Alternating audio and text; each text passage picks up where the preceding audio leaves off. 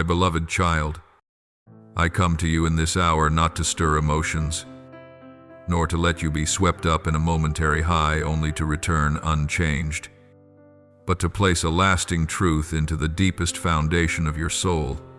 There are words which, if heard only with the ears, will pass by, but when heard with the heart, they remain and shape direction. I am not in a hurry. I do not compete with the noise of the world. I speak when you have grown weary of convincing yourself that everything will be fine. When you have realized that cheap comfort no longer has the strength to lift you, it is in that moment that I lay my hand upon your breath and call you back to what is real, not to what you wish for, but to what I am doing. You may feel that day after day passes looking the same, with no outward sign of movement, but I tell you there are movements not measured by sight, but by alignment, not measured by speed, but by order. I am the one who knows when to place the first stone, when to let the mortar set, when to test the load. A house that endures is not built in haste, neither is a life that stands firm. You have learned many lessons you did not ask for. Those very lessons are becoming pillars for what I will entrust to you. I do not discard the months and years you have walked through. I gather them, cleanse them, and turn them into a foundation. You once thought silence was a sign of distance. I tell you, it is a sign of depth. When I want you to hear clearly, I do not raise my volume. I lower the noise. I allow old supports to reveal their limits so that you stop placing your hope in the wrong places. I allow human promises to show their fragility so that you learn to anchor your heart in what does not shift.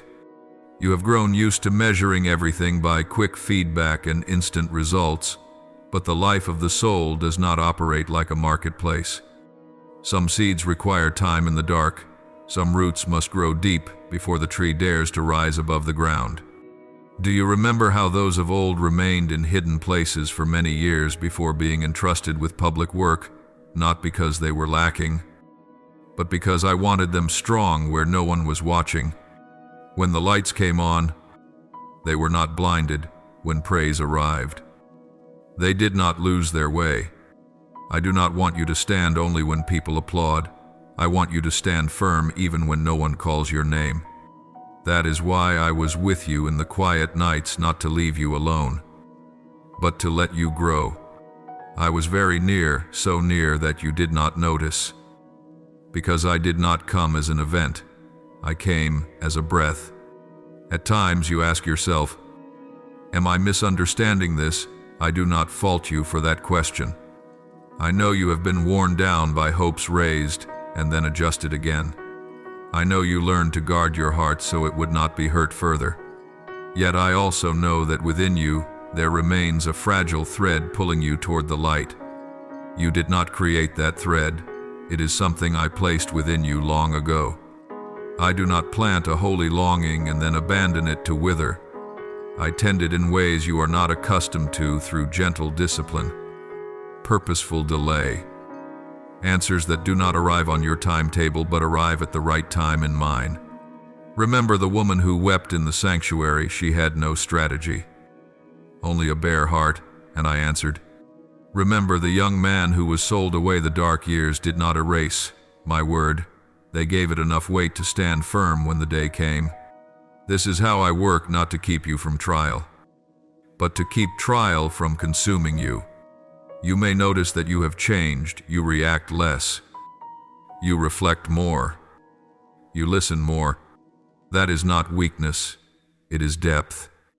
I am not shaping you to fit someone else's mold. I am freeing you from the need to prove yourself. My timing is not your enemy.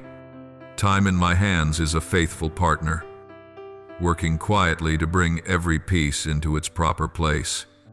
Some things, if they arrived too soon, would damage you.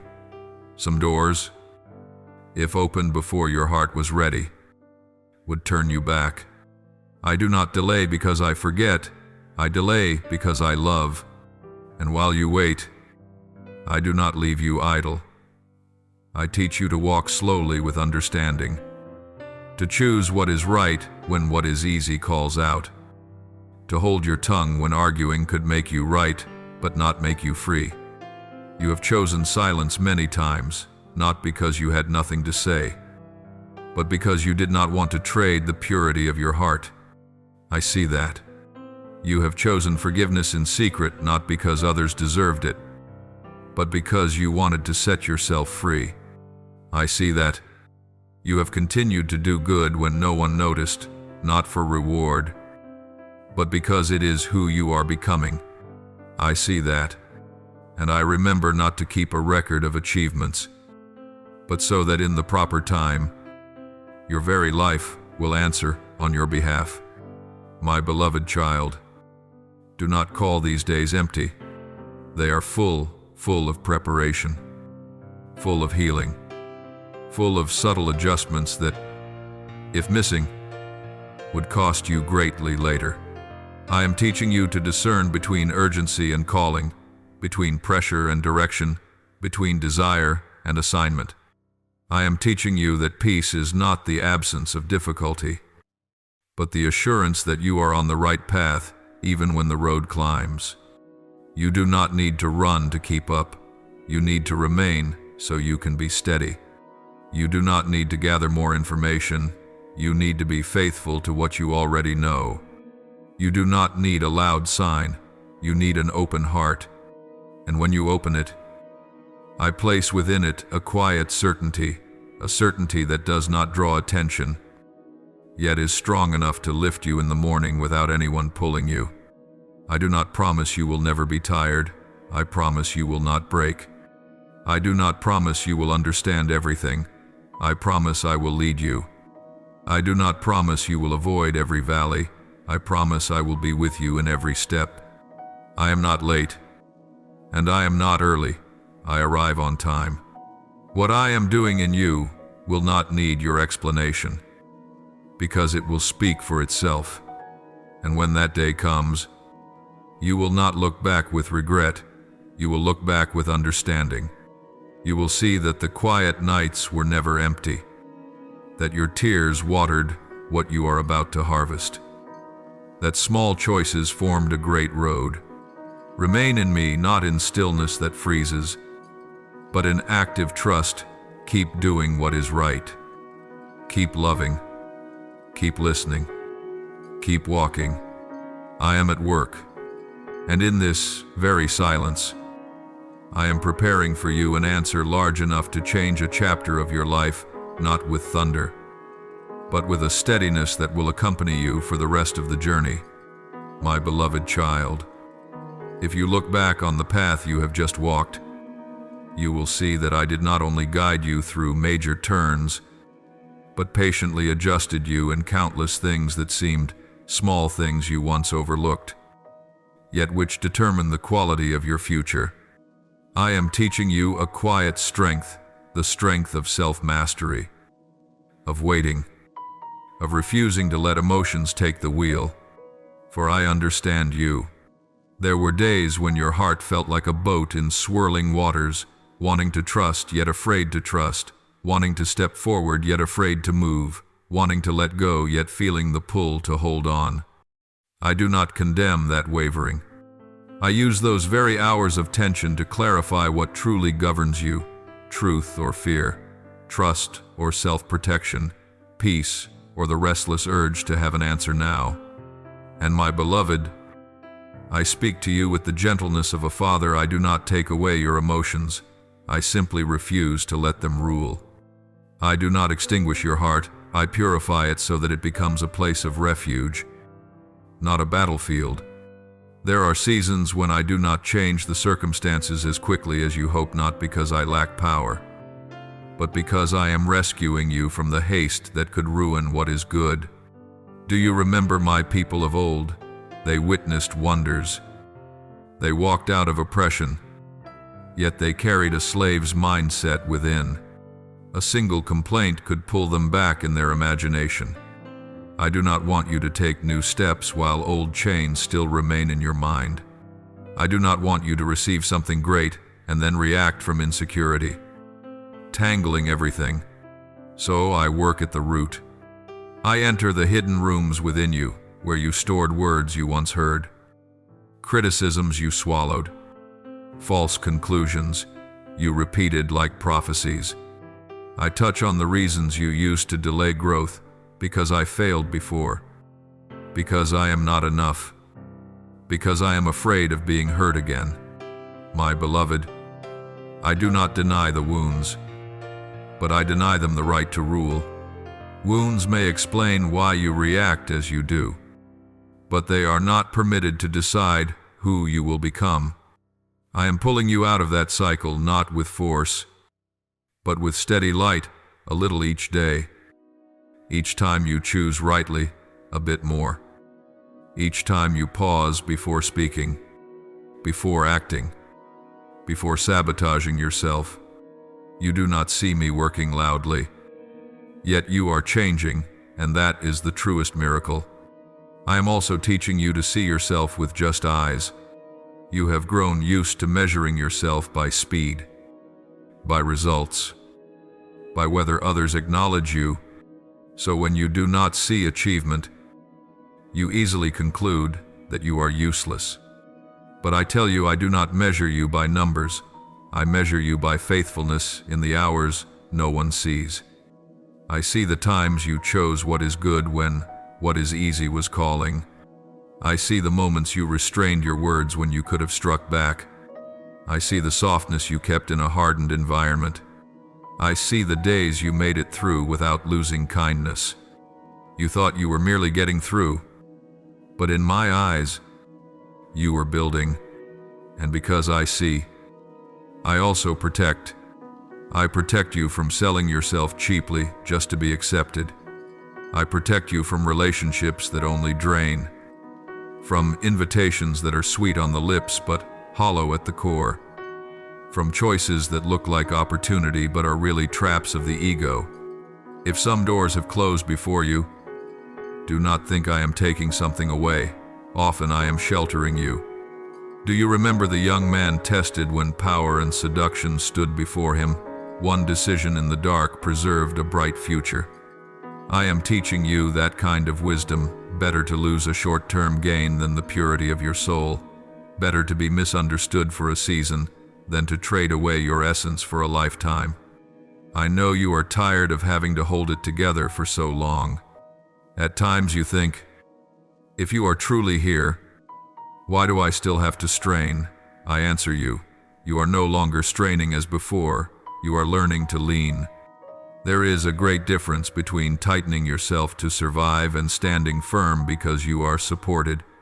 Before, you tried to live by gripping everything tightly. Plans, image, expectations, control over how others perceived you. And the tighter you gripped, the more exhausted you became. Now I am teaching you to release in the right places, release control. But keep discipline, release fear. But keep alertness, release the need to explain yourself. But keep integrity. I am teaching you how to breathe without panic, how to be silent without collapsing, how to wait without becoming bitter. This is holy maturity, not flashy, but enduring. And listen carefully, for I want you to step into the coming days with a clean heart. What I am about to entrust to you will not be merely something good, but a new layer of responsibility. I do not say this to frighten you, but to help you understand why I have slowed things down. What you once called a dream will become an assignment. What you once asked for with tears will require you to guard your heart with humility. That is why I train you in small things, how you speak about others when they are not present, how you respond when misunderstood, how you face bad news, how you keep joy without a clear reason, how you rise after a heavy day. I do not overlook these details, because details determine direction. When a builder neglects the foundation, a structure may rise quickly, but it will crack in strong winds. I am building you in a way that does not crack. I am giving you depth so that when good things come, You will not lose yourself to overwhelm when recognition arrives. You will not become addicted to it when responsibility calls. You will not run away. Do not despise the small steps of today. I am not calling you to leap ahead. I am calling you to faithfulness.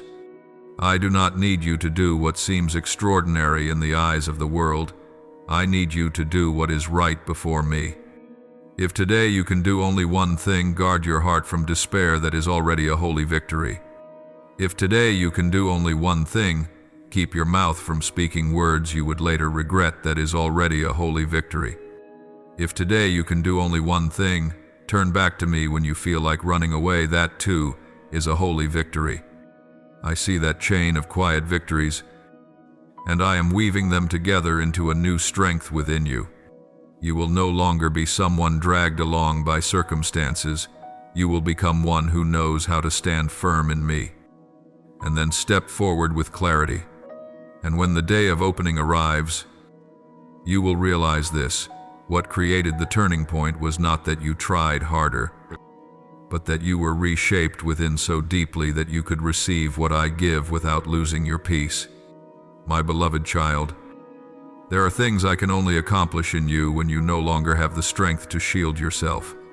Not because I want you to become weak, but because I want you to be true. Truth is always the doorway to freedom, but it opens only when you stop trying to preserve an image. I allowed you to pass through days when you no longer had enough words to explain yourself, days when you realized that whether you spoke or stayed silent, there would still be those who misunderstood, that no matter how hard you tried, some eyes would remain cold. You once called this injustice. I tell you now, it was a refining fire, where I freed you from dependence on being understood. Once you no longer need universal agreement to be at peace, you will be truly free. And that freedom does not come from winning arguments, but from stability of character. I kept you in hidden places not to conceal you forever, but to cleanse you of the need to defend yourself. When you stop protecting your honor with words, I will protect you through deeds. Look back and see how many times you chose silence when you could have spoken just to feel satisfied. How many times you swallowed tears when you could have reacted to ease your heart. You thought those moments were losses, but I gathered them like living stones and placed them into the foundation of what I am about to build. I do not waste any suffering that walks hand in hand with integrity. I do not allow faithfulness to be buried in obscurity. I remember every small decision you thought no one noticed, the choice not to retaliate, the choice not to distort the truth for personal gain, the choice to remain kind when kindness was not returned. Those decisions have shaped you into a person with inner weight, someone who can enter a room, say little, and still change the atmosphere.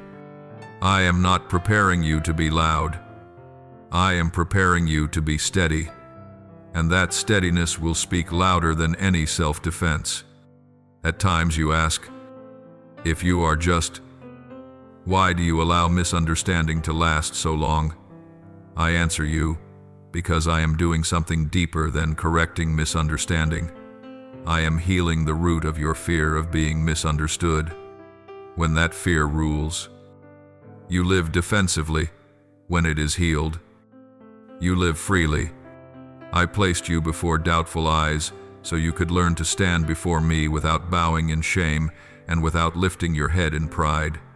I am teaching you how to stand upright, a posture that comes only from knowing you are loved without needing to prove it. Do you remember the young shepherd who was overlooked? People looked at appearance, I looked at the heart.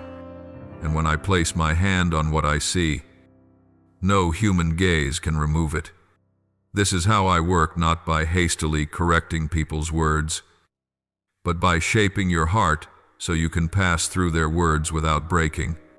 My beloved child, the tears you shed in secret did not fall into emptiness. I did not only see them, I used them. I used them to keep you tender, so that when good things come, you will not become hardened. I used them to wash away the bitterness that tried to settle in your memory. I used them to teach you how to comfort others without raising your voice, because you have been there yourself. I used them to open your eyes to the pain of others, so that when you are placed in a position of influence, you will not forget people. I do not turn pain into a badge of honor. I turn pain into wisdom, and that wisdom will keep you safe when I expand the boundaries of your life. Do not fear that I have not hurried to bring you into the light. Light itself is not dangerous. Entering the light before the heart is steady is. I have seen many lifted too quickly only to collapse because they had not learned to live in truth. I do not want you to carry honor as a burden. I want you to carry it as a responsibility held in love. That is why I give you time, not to make you wait in despair, but to help you grow in understanding. You are learning how joy can exist apart from circumstances, how peace cannot be stolen by words, how hope does not run dry when plans shift. This is not passivity, this is stability. And when you are stable, I will move circumstances not to prove that you were right, but to reveal that I am faithful. When I bring you forward, you will not need to promote yourself. I will let the flow of events testify on your behalf. People will see the difference not because you explain it, but because the fruit speaks. I do not need you to win the story. I need you to live rightly within it. And when you live rightly long enough, the story will turn on its own. Some doors open only when you no longer stand before them with a posture of pleading or demanding, but with a readiness to serve. I am moving you from hoping to be seen to being ready to act. This is a stage of maturity few recognize, yet it determines the endurance of the road ahead. Keep walking in the light I have given you today. That light may be enough for only one step, but one real step is better than 10 imagined ones. Keep your heart soft, your hands clean, your words upright. Keep loving without calculation. Keep being faithful when there is no audience. Keep returning to me when you are weary. I do not require you to understand everything. I ask you to remain. And in that remaining, I am completing my part, the part that, once finished, no one will be able to deny. When the time comes, you will not need to ask. Is it now? You will know, because your heart will be at peace. Not peace because everything is easy, but peace because you are ready. You will step forward without trembling, without arrogance, without bitterness. You will step forward as yourself, refined. Those who once did not understand will understand. Those who doubted will fall silent. Those who turned away will look back. Not because you changed the story with words, but because I redirected the story through living truth in your life. What I have begun in you, I will bring to completion. What was sown in silence will bloom in its proper season. And when it blooms, you will not wonder whether the hidden days were worth it. You will know that every tear, every silence, every right choice brought you here. I am with you, and the good I am preparing for you is not just a moment, but a foundation for the road ahead. My beloved child, there are works I can complete only when you release your grip on the need to build protective fences around yourself, not because I want you fragile, but because I want you to be genuine. Genuineness is not loud. It quietly removes the masks you once wore to survive. I allowed you to walk through days when words were insufficient to explain yourself. Hours when whether you spoke or stayed silent, the story was still misread. You called that loss. I call it purification, a season where I remove from you the habit of needing approval in order to be steady. When you no longer require the agreement of the crowd to remain balanced, you will step into a freedom no one can take from you. That freedom does not come from winning arguments, but from an inner strength that has been well-founded. I kept you in quiet spaces not to erase you, but to refine you of the thirst to vindicate yourself. When you stop using words to protect your honor, I will use time to protect you, and my timing does not betray. Remember the times you chose restraint instead of retaliation. The moments you held tears within rather than reacting to soothe yourself. You thought those were losses, but I gathered those moments as a builder gathers sound stones, laying them into the foundation of what is coming. I do not waste pain joined with integrity, nor do I allow faithfulness to fade into oblivion. I remember each decision you thought unseen, not bending the truth for advantage, not diminishing others to elevate yourself, remaining kind when kindness was not returned. Those choices have formed an inner gravity when you are present. The atmosphere shifts even if you say nothing. I am not shaping you to make noise. I am shaping you to stand firm, and that firmness will speak louder than any defense. At times you ask, if you are just, why allow misunderstanding to continue? I answer, because I am doing something deeper than correcting tongues. I am healing the fear of being misunderstood at its root. When that fear rules, you live defensively. When it is healed, you live freely. I placed you before doubtful looks, so you could learn to stand before me without bowing in shame or lifting your chin in pride. I am teaching you the posture of one who is loved, standing upright, without needing proof. Do you remember the young one overlooked because of appearance? People see the outward form. I see the heart. When I place my hand on what I see, no human gaze can remove it. This is my way, not rushing to fix others' words, but shaping your heart so you can pass through them without breaking. My beloved child, the tears you shed in secret did not dissolve into nothing. I did not merely see them, I put them to use. I used them to keep you tender, so that when good comes, you do not become hardened. I used them to cleanse the bitterness that sought refuge in your memory. I used them to teach you how to comfort without raising your voice, because you have been there. I used them to open your eyes to the pain of others, so that when you are placed in positions of influence, you will not forget humanity. I do not turn suffering into medals, I turn it into wisdom, and that wisdom will keep you safe as I widen the borders of your life. Do not be afraid, because I have not hurried to bring you into the light. The light is not frightening. What is frightening is stepping into the light when your heart is not yet steady enough. I have seen many people lifted up quickly and then collapse because they had not learned to live in truth. I do not want honor to become a burden on your shoulders. I want you to carry it as a responsibility wrapped in love. That is why I give you time, not to leave you waiting in deadlock, but to help you grow in understanding.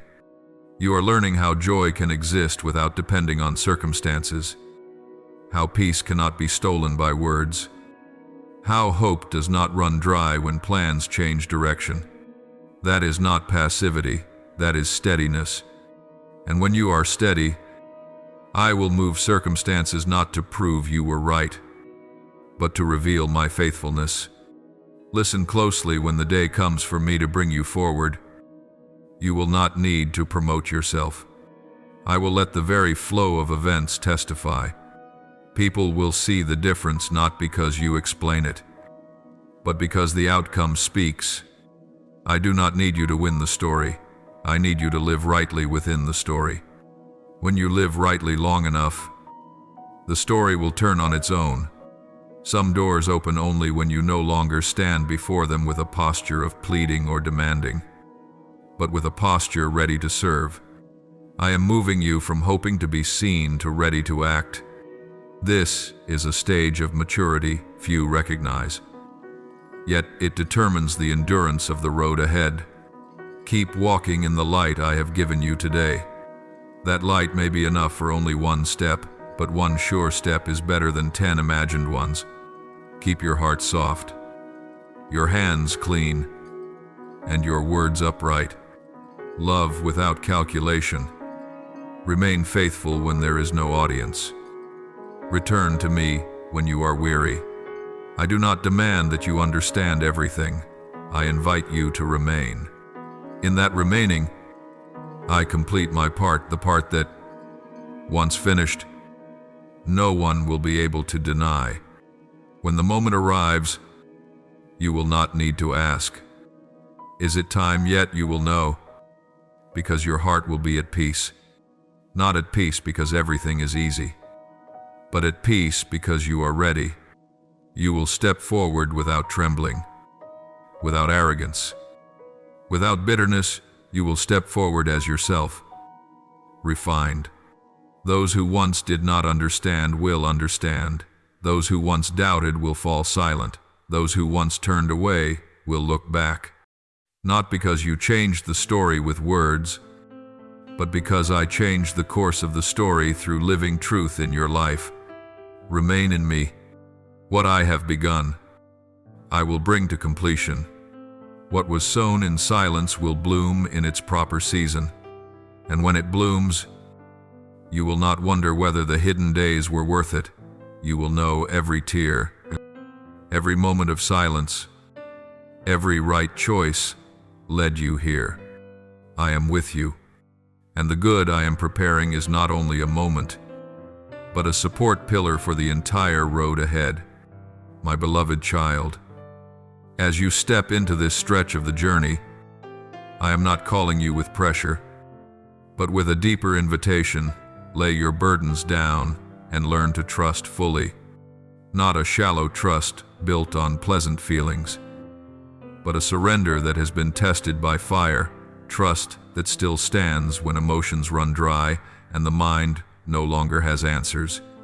I know you have grown used to carrying everything yourself, used to preparing, calculating, building backup plans so you will not be caught off guard. You did that because you were hurt, disappointed, and learned that if you did not hold yourself together, no one would. I do not blame you, but now I say to you, there is a level of peace you cannot reach if you keep gripping control. I am not inviting you into blindness.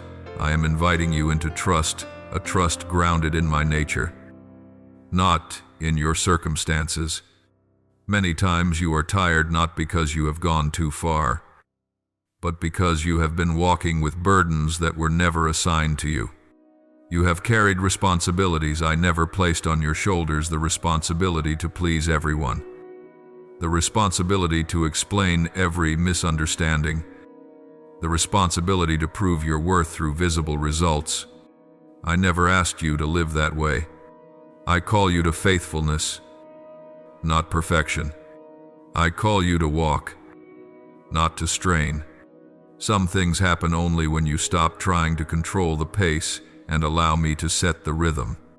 Remember the servant who stepped onto the water while the waves were still there, not because the waves disappeared, but because his eyes were fixed in the right place.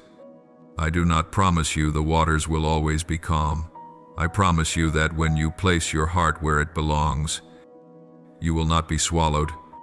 Surrender is not neglect. Surrender is placing the right weight into the right hands. In this part of the road, I am touching something very subtle within you, the fear that if you let go, everything will fall apart. You fear that if you do not control, you will be left behind. If you do not push, you will be forgotten. If you do not speak up, you will lose out. But I tell you gently, in the language of truth, what is built by anxiety must be maintained by anxiety. I do not want you to live a life that requires you to tense up in order to hold on. I want you to live a life that is carried. There are doors you cannot open by trying harder. They open only when you are willing to stand still in the right place. I have stopped you many times not to slow you down, but to save you from arriving where you are not yet prepared. You thought I was blocking you. I was, in fact, leading you around to protect you. Surrender does not make you weaker. It places you in the strongest position, the position of knowing you are not the center of the universe. When you stop revolving everything around your fear and your needs, you will begin to see my hand working in places you cannot reach, behind doors you cannot enter, within hearts you cannot control, and in moments you cannot schedule. I have long been accustomed to going before you. I do not need you to run to catch up. I need you to trust to keep in step. True surrender does not make you lazy. It frees you from doing the wrong work. When you no longer spend your strength holding up fear, you will have strength to do what I assign, clearly, gently, steadily. I also know that surrender requires you to face an in-between space, the gap between what you are used to controlling and what I am forming. That gap can make you uneasy because it has no clear timetable, no measurable indicators. Yet it is in that gap that I teach you to hear. When the noise of what must I do next grows quiet, you will begin to distinguish my voice among many others. I do not always speak in commands. Often I speak through the smallest nudges and impulse of peace. A right decision even when it brings no immediate advantage. A timely pause. You used to overlook such small things because you were accustomed to moving fast. Now I am teaching you to move correctly. And moving rightly will always matter more than moving quickly. Do not confuse surrender with giving up. Giving up abandons hope. Surrender places hope where it belongs. Giving up makes you passive. Surrender makes you alert. You still do your part faithfully, uprightly, wholeheartedly, but you no longer carry the outcome as a personal burden. The outcome belongs to me. The timing belongs to me. The road belongs to me. And when you place those things into my hands, something marvelous happens. Your heart grows lighter. Yet your steps become firmer. Your hands become emptier. Yet your life becomes fuller. I do not take meaning away. I restore meaning to you in its rightful form. In this stretch, I am also removing from you a very subtle kind of pride, the pride that believes if you do not worry, everything will fail. You do not call it pride, you call it responsibility. But responsibility is not the same as taking my place. My beloved child, the world will not collapse if you rest for a moment. My plan does not depend on your stamina. When you rest in the right place, you do not miss me, you meet me. In that rest, I do what you cannot do while you are straining. I arrange. I clear the way. I touch hearts. I open paths that effort cannot open. And when you rise to step forward again, you will move with a new clarity, not because you know everything, but because you trust the one who is leading. So I invite you to lay down what is not yours. Lay down the need to be certain before you obey. Lay down the fear of being forgotten. Lay down the burden of having to prove yourself. Hold on to what I have assigned: faithfulness in the present, integrity in your choices, tenderness in your heart. The rest I will do. You are not stepping into the future alone. You are stepping with me. And when you look back, you will realize the moment you learned to surrender was the moment you truly began to be led.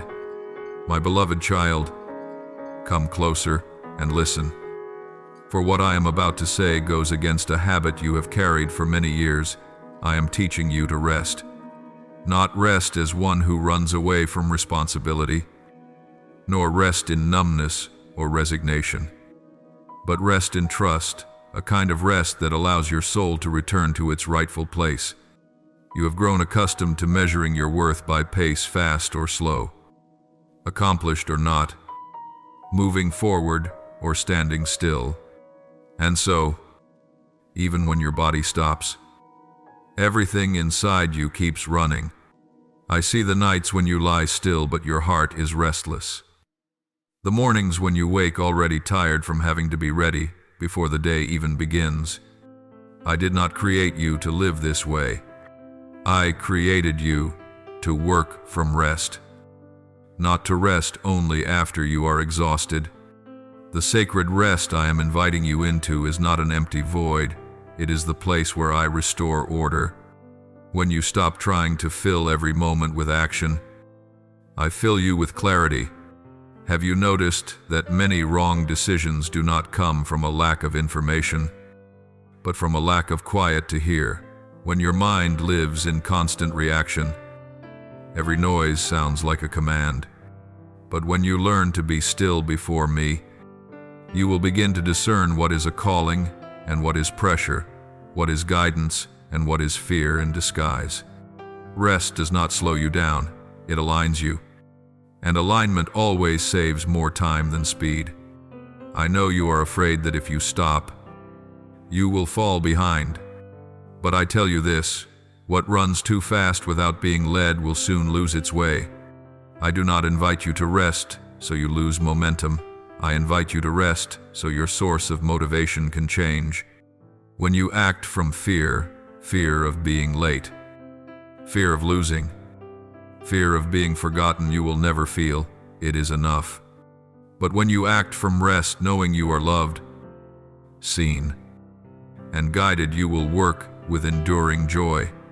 I do not want you to live a life of constant self-justification. I want you to live a life that is affirmed from within. And that affirmation comes in the moments when you stop trying to do everything right and allow me to realign your direction. In sacred rest, I also touch the fatigue you have learned to hide. You have learned to be strong to the point that you no longer know when to stop. You call weariness normal, tense responsibility, emptiness a season. But I call you back to the truth of body and soul. You are a created being, not the Almighty. You need rhythm. You need boundaries. You need quiet spaces for renewal. I do not diminish you when I give you rest. I preserve you. An instrument stretched too tightly will snap. A soul that never rests will run dry. I love you too much to let you grind yourself down in the name of faithfulness.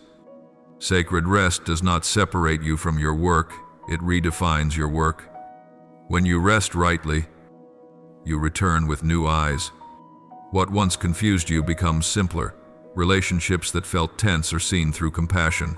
Decisions that felt heavy are put back in their proper place. I do not always change circumstances while you rest. Often, I change the way you see them. And when your vision changes, your steps change as well. You will do less, but more accurately, say less, but with greater precision. Choose less, but with greater endurance. This is the fruit of sacred rest, quiet, but deep.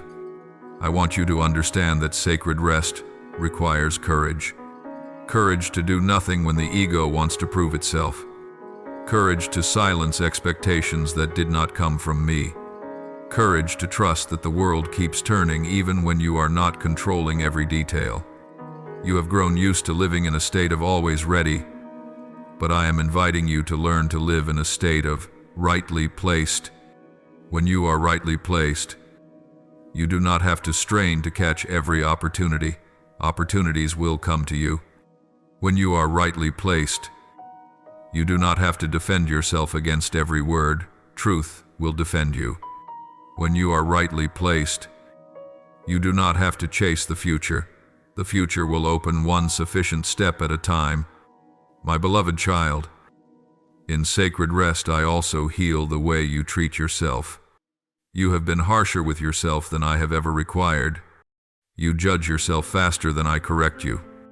You compare yourself with others and call it motivation, when in truth it only drains you. I did not call you to live a life measured against others. I called you to live a life that responds to me. And responding to me begins with believing that you are loved, even when you do nothing to earn it. This truth dismantles many old systems within you, but it establishes a new foundation, the foundation of grace. From that foundation, you will work not to be loved, but because you are already loved. Sacred rest does not eliminate discipline, it removes chaos. It places discipline in its proper order, the discipline of listening, the discipline of stopping at the right time, the discipline of saying no to what scatters you. You cannot rest if you keep every door open to every demand. I am teaching you to be selective, not out of selfishness, but out of faithfulness. Faithfulness to what I have entrusted to you requires that you protect your energy and your attention. When you say no to what is not yours, you are saying yes to what I am doing. Practice sacred rest in very ordinary ways. Rest in how you breathe slower, deeper, more aware. Rest in how you pray, not rushing to present requests, but staying to listen. Rest in how you work, doing one thing at a time with full presence. Rest in how you end your day, laying down unfinished tasks and trusting that I am still at work while you sleep. These small practices will retrain your soul, and you will be surprised to discover this when you rest rightly. You will accomplish more without being consumed, my beloved child. And then, from sacred rest, I will lead you back into walking, but it will be a new kind of walk. Not hurried, not anxious, not pulled by comparison. It will be the walk of one who knows they are being led.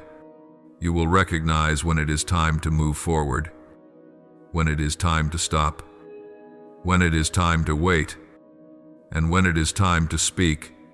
You will no longer need to keep asking, "Should I?" because within you there will be a quiet confirmation.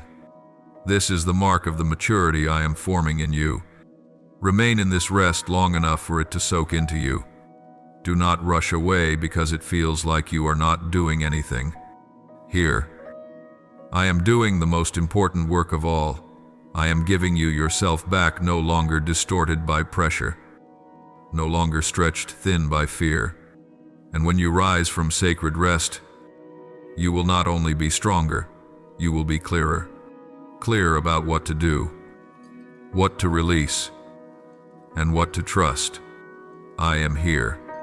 Rest in me, and from that rest, you will step out renewed, reoriented, and guided by a rhythm you have never known before. I know you are tired of feeling like you are slower than others. You look at their paths and wonder why your steps must pass through so many loops, so many quiet stretches, so many winding turns. But listen carefully, there are paths I deliberately slow down, not to delay you, but to protect you from losing your way. You see speed, I see direction. You see today, I see the long road. And I would rather you be slow and aligned than fast and fall away from what I have appointed. The slowing I place upon your life is not punishment, it is care. You once ran on the adrenaline of pressure, the more urgent. The harder you worked, the more afraid.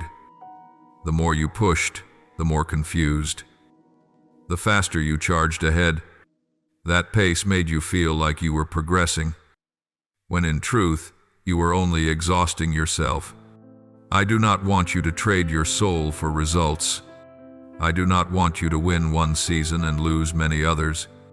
So I teach you to walk slowly so your heart can keep pace with your decisions, your faith with your actions, your character with your blessing.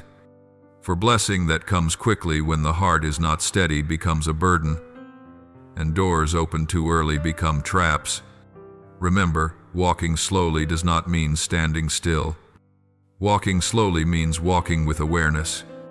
It is learning to examine your motives. Are you moving because you are being led? Or because you are being pushed? Are you choosing from peace? Or from fear of being left behind? Are you saying yes because I desire it? Or because you cannot bear the feeling of being rejected? When you walk slowly, these questions no longer frighten you. They become lamps along the way. I am training you to distinguish my voice from the noise, because the higher you go, the louder the noise, the greater the responsibility.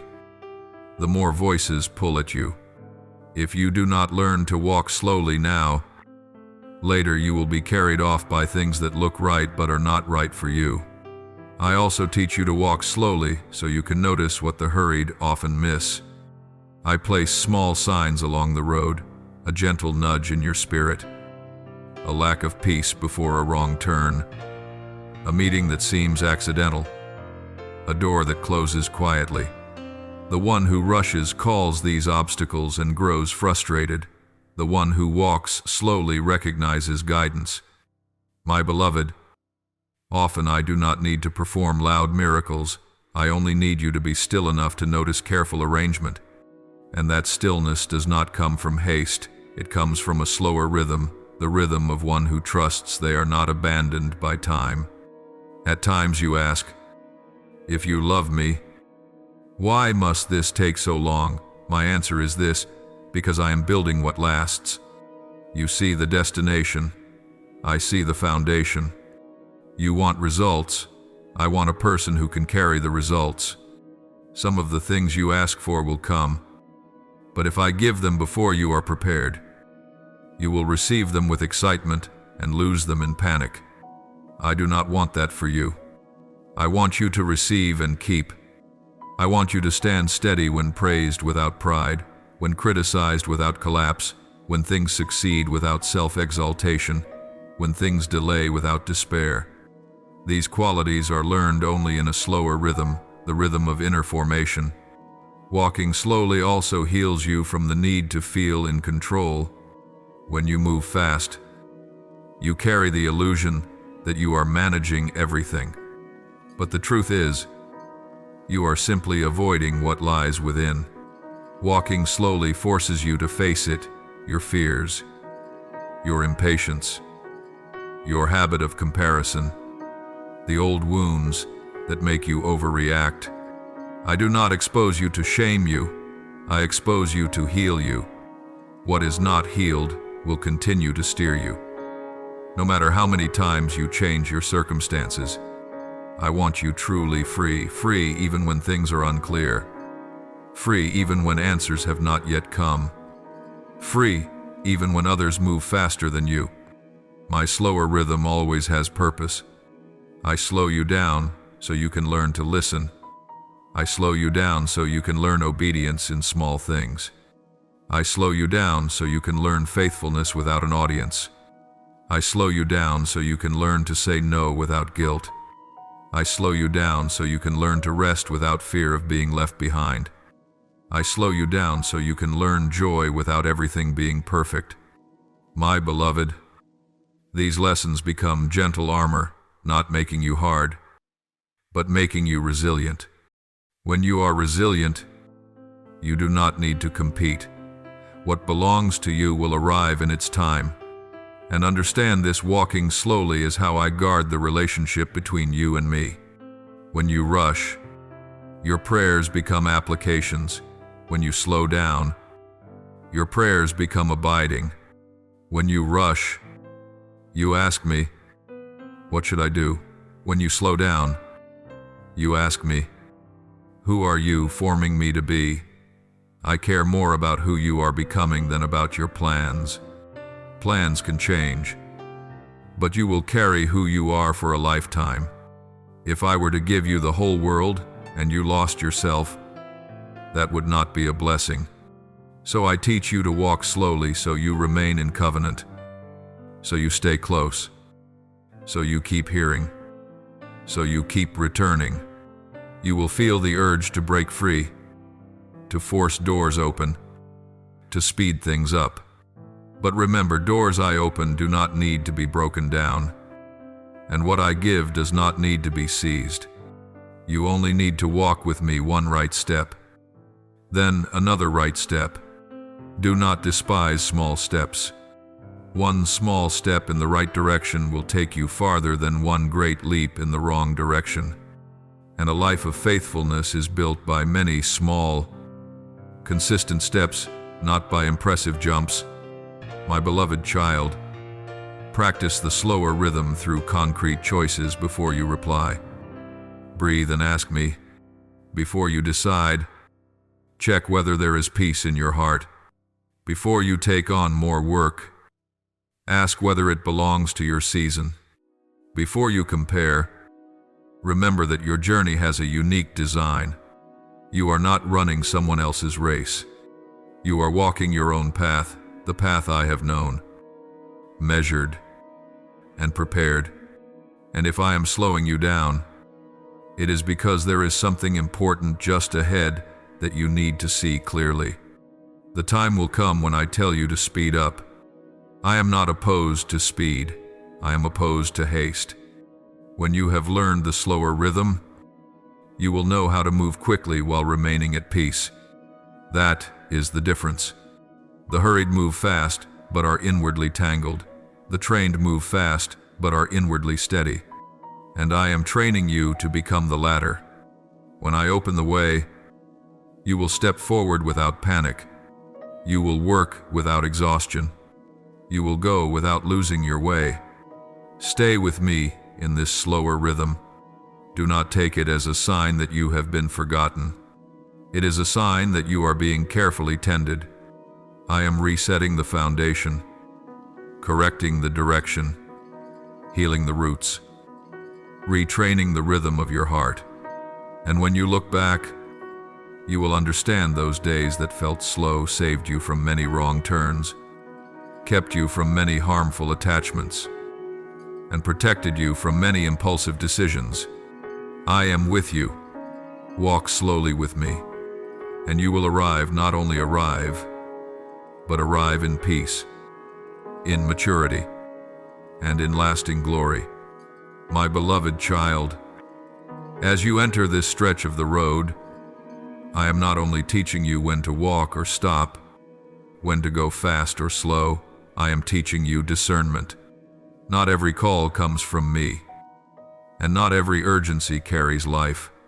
You have walked long enough to know that the most dangerous things are not always obviously wrong. Often they appear right, good, reasonable, yet they do not belong to your season. I know you have heard many voices, the expectations of others, comparisons whispering in your mind, fear disguised as caution, ambition disguised as vision. If you do not learn to recognize them, you will grow weary, chasing many directions, even though each seems worth trying.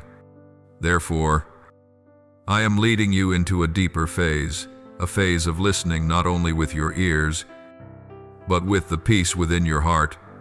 I do not speak to you through chaos. My voice does not rush you or cause you to lose integrity in order to gain results. It may challenge you, but it will not throw you into panic. It may call you out of your comfort zone, yet it will keep your heart steady. Learn this, my beloved, when a decision comes from me, even if it is difficult, it will carry an inner, settled, quiet, not because everything is clear, but because you know you are not walking alone. By contrast, voices that are not from me often make you restless, push you to prove yourself, and stir fear of missing out. They demand immediate action, lest you be late or lose the chance. I do not lead you by fear of delay. I lead you by trust that timing rests in my hands. I also know there are times you confuse my voice with your own. You desire something long enough and begin to call it guidance. I do not condemn you for this. It is part of growing. But I am teaching you a deeper honesty, the courage to question your motives. Do you want this because I am inviting you, or because it would make you feel more valuable in others' eyes? Are you moving because you are being led, or because you cannot bear the feeling of standing still?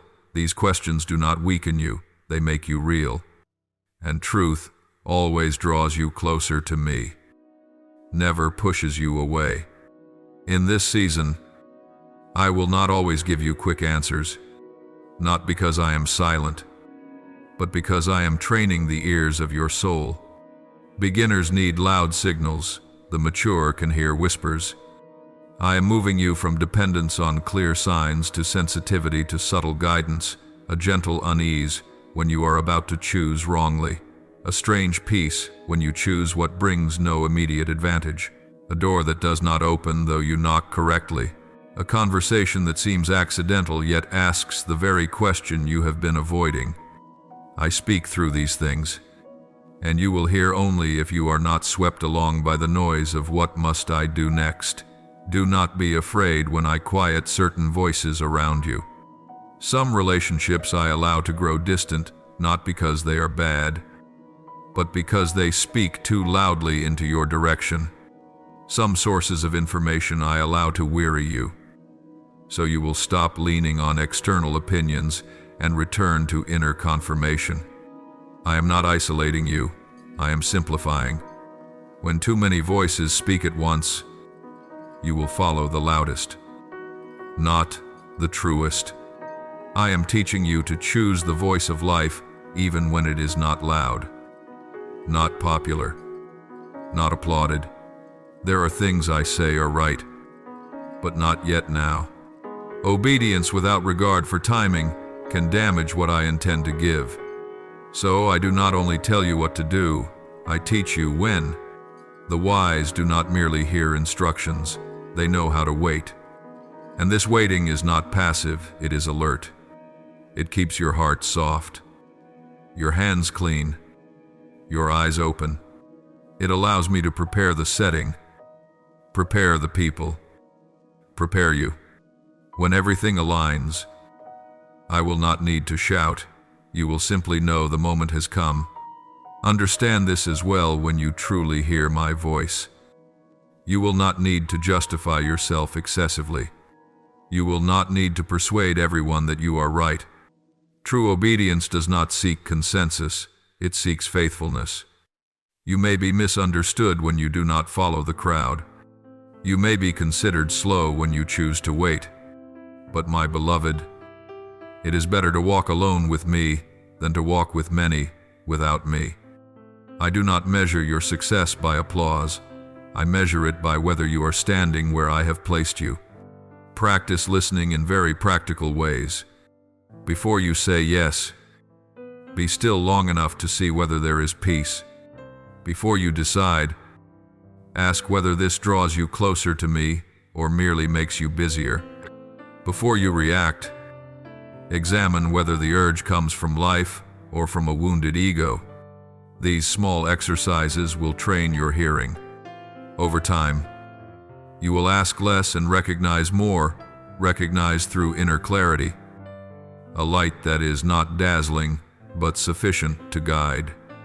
My beloved child, as you learn to discern my voice, you will enter a new freedom. You will no longer be pulled by every invitation. You will no longer need to prove yourself through every opportunity. You will no longer panic when others move faster. You will walk with a quiet certainty, not because you know everything, but because you know the one who is speaking to you. And that certainty will keep you steady in the days ahead. When choices grow harder, responsibilities heavier, and the noise louder, stay with this lesson. Do not rush past it. Discernment is a gift that will protect you for a lifetime. It will keep you from many wrong turns, many connections that do not belong to you, many burdens that were never assigned to you. I am giving you this gift not overnight, but through patience, through mistakes that are corrected, through waiting that is affirmed. I am near. I am speaking, and you are learning to hear. My beloved child, not every direction is meant for you, and not every invitation comes from me. Now I am leading you deeper. I will show you the narrow path, not because I want you to lack, but because I want you preserved. There are things that, if I gave them to you too soon, you would drop. If I placed them in your hands while your mind was still scattered, you would damage them. So I do not only open doors, I teach you how to walk. I do not only give gifts, I form a vessel strong enough to hold what I give. You once thought a wide door was a sign of favor, easy entry, easy movement, easy approval. But My beloved, many easy paths lead you to places that make you smaller. The narrow path, sometimes difficult, keeps you in the shape I placed within you. When I say narrow, I do not mean it lacks light. I mean it requires you to lay down excess baggage. There are things you have carried for a long time: fear of rejection, the habit of pleasing others, accumulated resentment, the need to prove yourself, and even attachments that keep pulling your gaze backward. I do not condemn you for carrying them. I simply tell you the truth: if you carry everything, you will not pass through. This door does not open for a bulky ego, does not welcome loud self-defense. You cannot contain the stories you keep repeating to pity yourself. It opens for those willing to travel light, traveling in trust, in obedience, with a heart not tethered to human opinion. What is hardest for you is not letting go of what is bad, but releasing what is relatively good, yet no longer right for this season. Some things once helped you survive, once protected you from collapse, but now they restrain you from growing. I am moving you from the phase of holding on to the phase of choosing wisely, and choosing rightly can feel like loss, because you must say no to what you once prayed for. But, my beloved, I do not change because I am fickle. I change because you are growing. Yesterday's garment cannot be worn forever into tomorrow. Remember Gideon, I did not let him go with the crowd. I reduced the number until only enough remained so that glory would not be confused. I did not reduce to make you weak. I reduced to make you clear.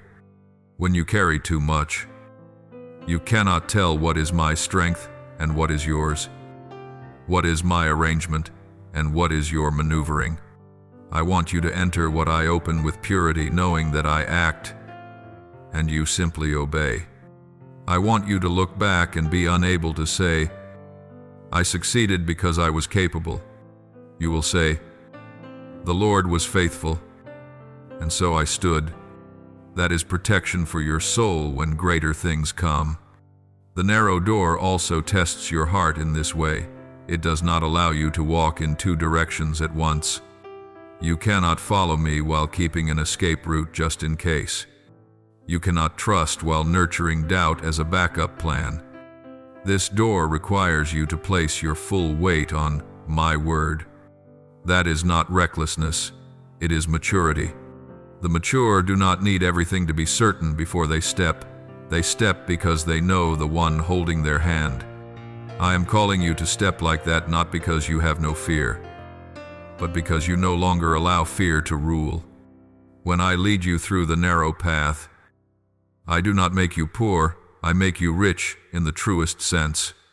Rich here does not mean accumulating more outwardly, but being free inwardly. You will be rich in peace because you no longer chase praise. You will be rich in clarity because you no longer confuse my voice with the crowds. You will be rich in strength because you no longer waste energy on battles that are not yours. And that richness will become the foundation for all that I will entrust to you. Many fall not because they lack ability, but because they lack a foundation. I do not want you to have a grand upper story with no footing beneath. So I build you from the roots. As you pass through this door, there will be moments when obedience looks like loss. You may be overlooked because you do not know how to perform. You may not be invited because you do not flatter. You may be misunderstood because you do not promote yourself. But I tell you the truth, those losses are the shears that cut away your dependence on approval. And when that no longer controls you, your eyes will be clear to recognize the right people, the right work, the right time. Then you will not need to chase opportunities. Opportunities will find you, because you carry the steadiness people lack. Some doors I close not to punish you, but to keep you from entering places that would drain you.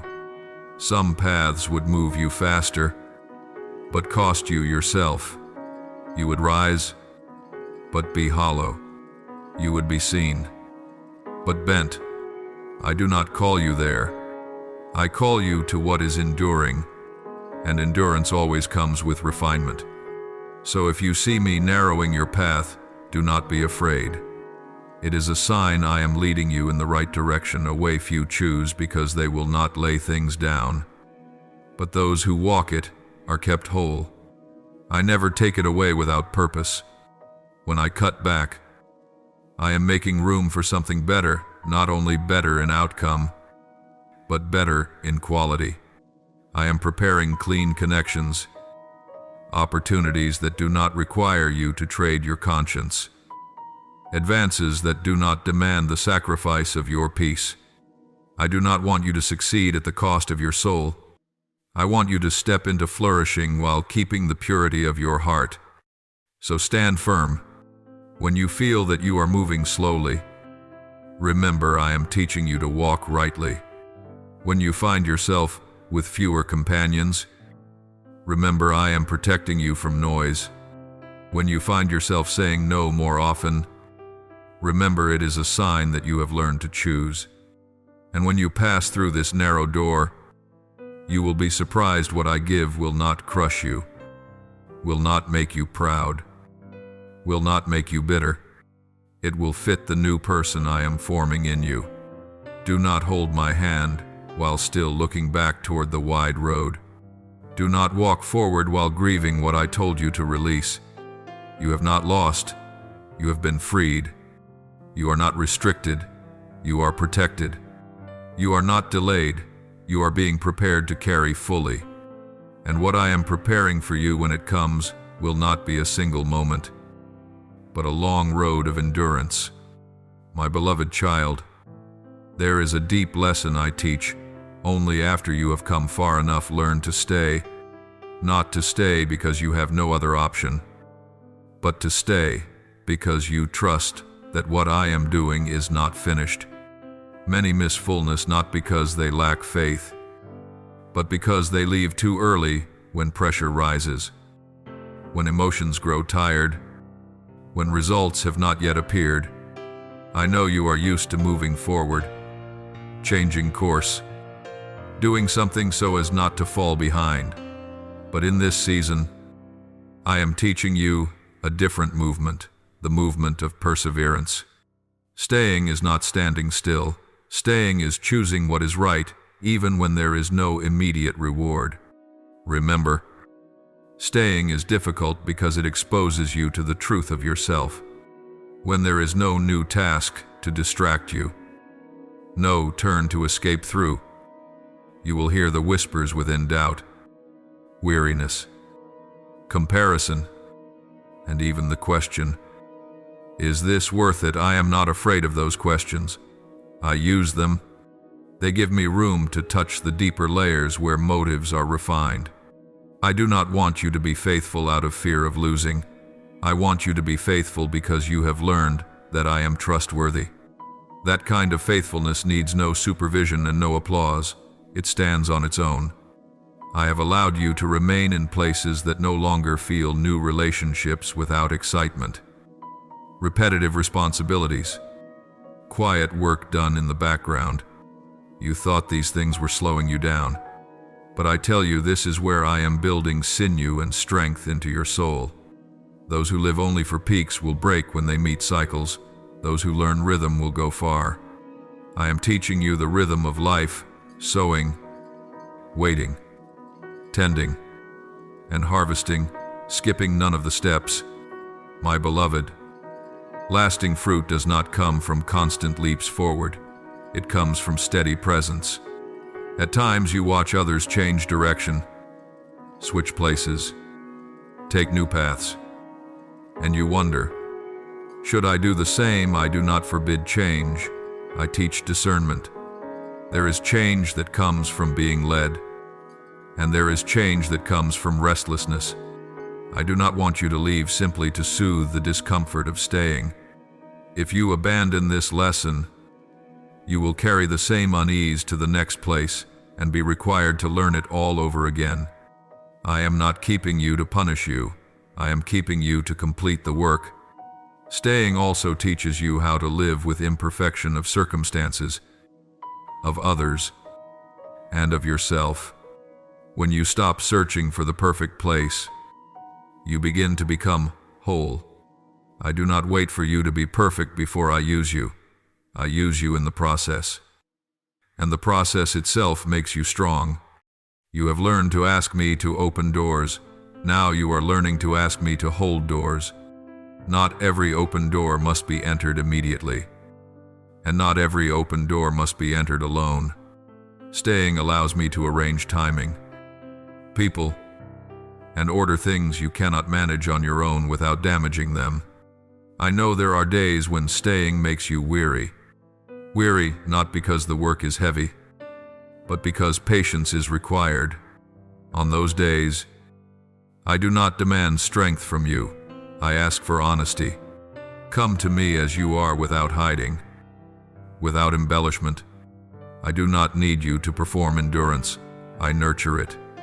And each time you return instead of leaving, another layer of solidity is added to your foundation. You may not see it yet, but I see it clearly. Circumstances begin to shift around you not because you force them, but because your presence, refined, carries influence. Others will sense your stability, not as a rigid wall, but as an anchor. I am not only preparing you for where you will go, I am preparing where you are to become part of the answer. When you stay with the right posture, the very place that once discouraged you will become the place that lifts you. Remember this, not every delay is a sign to turn away. Some delays are invitations to dig deeper, and digging deeper always happens in quiet. I am teaching you the value of days with no new news but real growth. I am teaching you to rejoice not in speed, but in faithfulness. That joy is not loud, but it endures, not flashy, but deep. It keeps you from running dry on a long road. When I see that you have learned to stay without bitterness, to wait without resentment, to work without the spotlight, I will know that you are ready. Ready not necessarily to be moved immediately, but to be entrusted with more. I entrust more not because you demand it, but because you can carry it. And what I entrust will not unsteady you, because you have learned to stand firm in days when no one was watching. So, continue to stay in truth, stay in obedience, stay in your first love. Let me complete what I have begun. You are not stuck, you are being formed. You are not wasting time, you are building a foundation. And that foundation will carry you farther than any shortcut that ever promised speed. I am with you in this staying, and when I say, it is enough, you will move forward without haste, without trembling, because you will carry a maturity no one can take from you. My beloved child, when you have learned to listen, to choose, and to stay, I lead you to a new threshold, the threshold of responsibility. Not responsibility as a burden hung on your shoulders, but as trust placed into your hands. True responsibility does not come to push you to run faster. It comes to invite you to live deeper. I do not entrust more to test your endurance. I entrust more because you have learned to keep your heart steady under pressure. Many desire influence but have not learned how to guard peace. They do much, yet lose themselves. I do not want that path for you. I want you to carry responsibility without losing the life within, because if the inside runs dry, no matter how large the outside becomes, it will be hollow. New responsibility often arrives quietly, without fanfare. It comes as one more person who needs you, one more decision that must be made, one more gap that asks to be filled. If you look only for grand signs, you will miss it. I speak to you through ordinary things, a word that needs to be spoken at the right time, a boundary that must be kept firmly, a priority that needs rearranging. Responsibility does not always make you visible, It makes you reliable. And reliability is the foundation of everything I intend to build for the long term. I know you once thought responsibility would take away your freedom. But, my beloved, freedom is not the absence of constraints. Freedom is being bound in the right place. When you receive responsibility from me, you are not chained, you are anchored.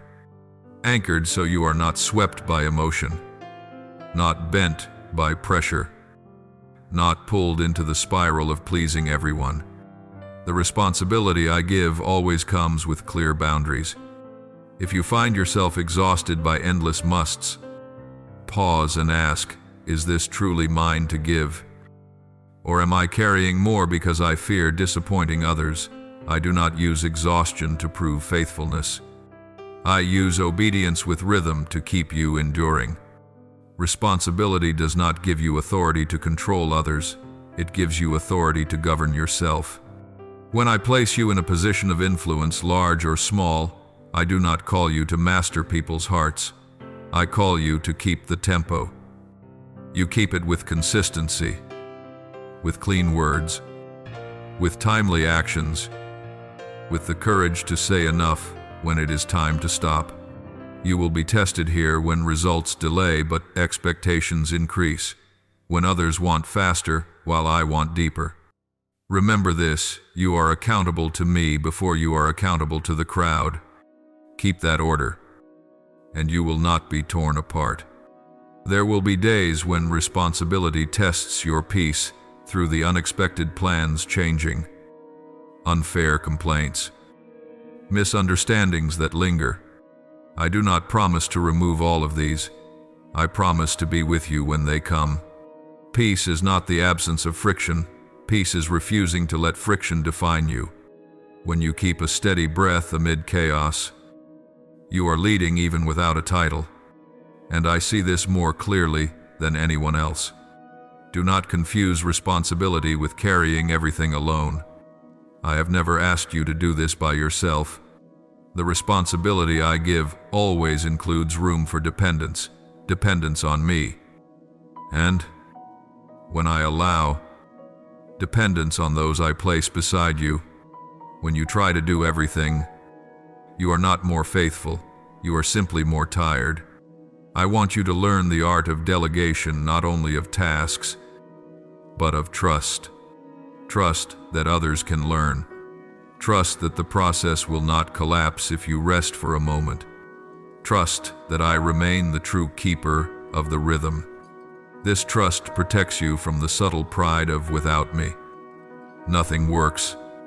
Responsibility will expose unhealed places if you do not allow me to tend them. At times you will react more strongly than necessary because an old wound has been touched. This is not failure, it is a signal. I use responsibility as a mirror, not to shame you, but to invite deeper healing. Each time you pause, name what you feel honestly, and bring it to me. You are increasing your capacity to carry responsibility. Those who refuse to look within will soon damage what is without. When you keep peace within responsibility, you proclaim a message louder than any speech that there is another way to live and work. People will see that you are not rushed when pressured, not defensive when questioned, not crushed when criticized, not because you are numb, but because your center is rightly placed. I do not need you to be perfect. I need you to be honest and ready to adjust. Mature responsibility always leaves room for correction, quick, clean, without blame. I have not brought you into this season for you to trade away joy. I have brought you here so your joy may mature. Immature joy evaporates under pressure. Mature joy stands firm within it. You will learn to rejoice in serving, to rejoice in seeing others grow, to rejoice in knowing you are in the right place, even when no one applauds. That joy will nourish you better than any praise. So step into responsibility with the rhythm I give you today. Do not take on more than is yours. Do not delay what is yours. Do not compare your pace. Keep your boundaries. Keep the rhythm. Keep your heart. As you do, I will expand your capacity in ways that do not break you, and each step you take, peaceful, consistent, faithful, will become the ground on which I entrust more at the right time. I am with you, and I delight to see you carry what I give while preserving the fullness of life within, my beloved child. There is a very subtle threshold between speaking to bring clarity and speaking to release emotion. Many times you think you are clarifying, when in truth you are defending yourself. Many times you think you are simply recounting events, when you are actually granting authority to what wounded you. I am calling you into a season of responsibility, not only so your hands may work better, but so your mouth may become a source of life. For words are not merely sound, words are the current of the soul. When your speech lacks discipline, your inner strength leaks without you noticing. When your speech is governed, peace stands guard at the door of your heart like a faithful watchman. I know there are moments when you feel you must speak so as not to be misunderstood. You fear that if you stay silent, others will shape the story their way. My beloved, I do not teach you silence because you are weak. I teach you silence because you are wise.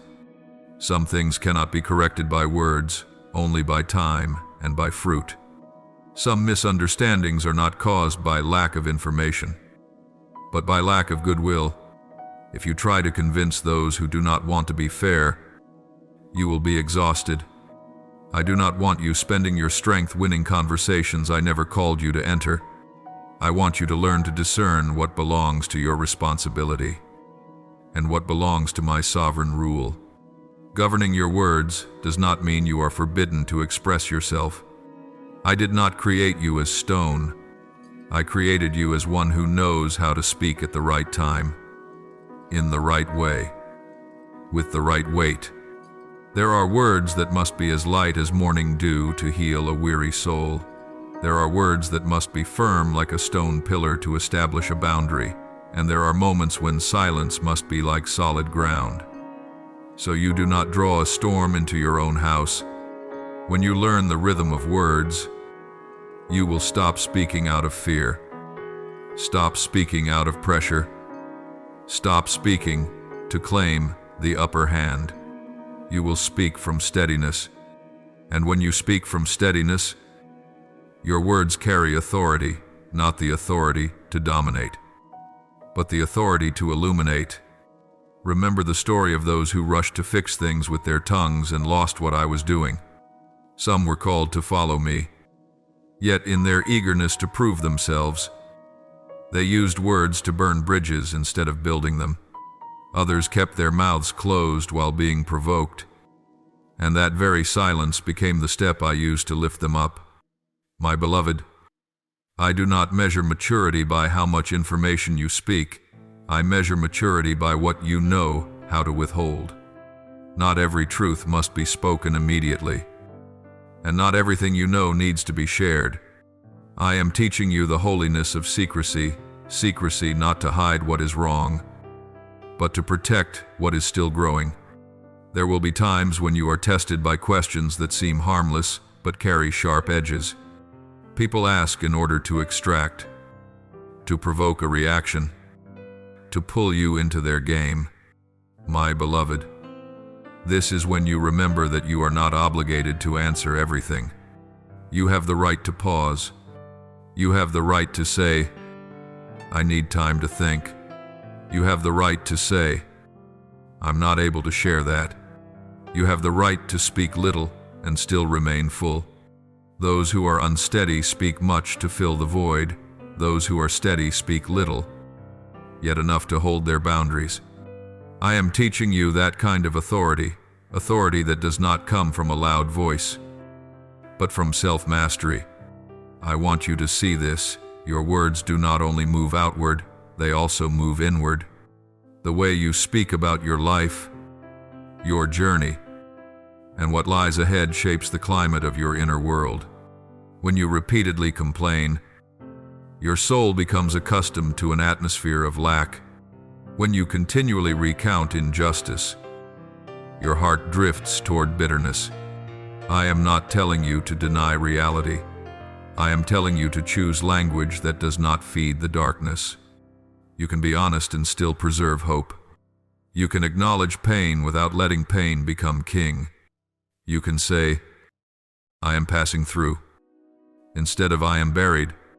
You can say, I am learning, instead of I have failed. You can say, I am waiting for the right rhythm, instead of I have been forgotten. Your words are a shelter. How you speak determines where your heart lives. There was a season when I showed you this. Those who carry true authority usually speak little about themselves and much about what is right. They do not need to polish their story. They let their lives testify. I am bringing you into that stream. You will stop listing your achievements. Stop rehearsing what you have done. Stop turning your pain into an identity card. Not because you have forgotten the past, but because it no longer defines you. When you speak of the past, you speak as one who has learned the lesson, not as one reliving the wound. That is the sign of healing. Use words as one who handles fire, knowing how to give light without causing destruction. Fire can warm a household, or it can consume a forest. I do not want your words to become sparks that ignite anger, suspicion, or endless cycles of argument. I want your words to become a refuge for the weary, a bridge for the lost, and a boundary for those who would overstep. When you speak, let your heart go before your mouth if your heart is at peace. Speak if it is not yet at peace. Be silent. Be silent so I may calm you, then speak so I may lead. In this season of responsibility, guard your mouth as you would guard the door of your home. Not everyone who knocks should be let in. Not every story needs to be told. Not every emotion must be released as speech. You are free, but mature freedom knows how to choose. And when you choose rightly, you will see something remarkable. Your inner strength will no longer leak away. Your peace will no longer be dragged down by conversations that are not worth it. And I will have room to place greater trust upon you, trust that does not come from words you promote, but from the reliability of the words you speak. I am with you in every small sentence you utter. I am also with you in every moment you pause and do not speak. Do not treat those moments lightly. It is precisely in the rightly chosen silence that you preserve a stream of authority for the right time to speak. And when that time comes, your words will not be mere words, they will be keys that open, light that guides, and life that lifts. My beloved child, there is an expansion that comes from me, which does not puff you up, it draws you deeper.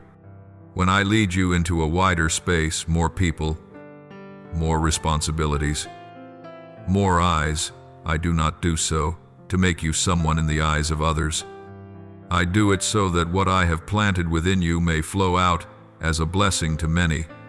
If you understand this, you will not fear expansion. You will fear only one thing, losing your soul amid the noise. That is why, before I place you among the crowd, I return you to simplicity. Before I increase your influence, I increase the tenderness of your heart. I do not want you strong in a hardened way. I want you steady in a gentle way, a gentleness with backbone.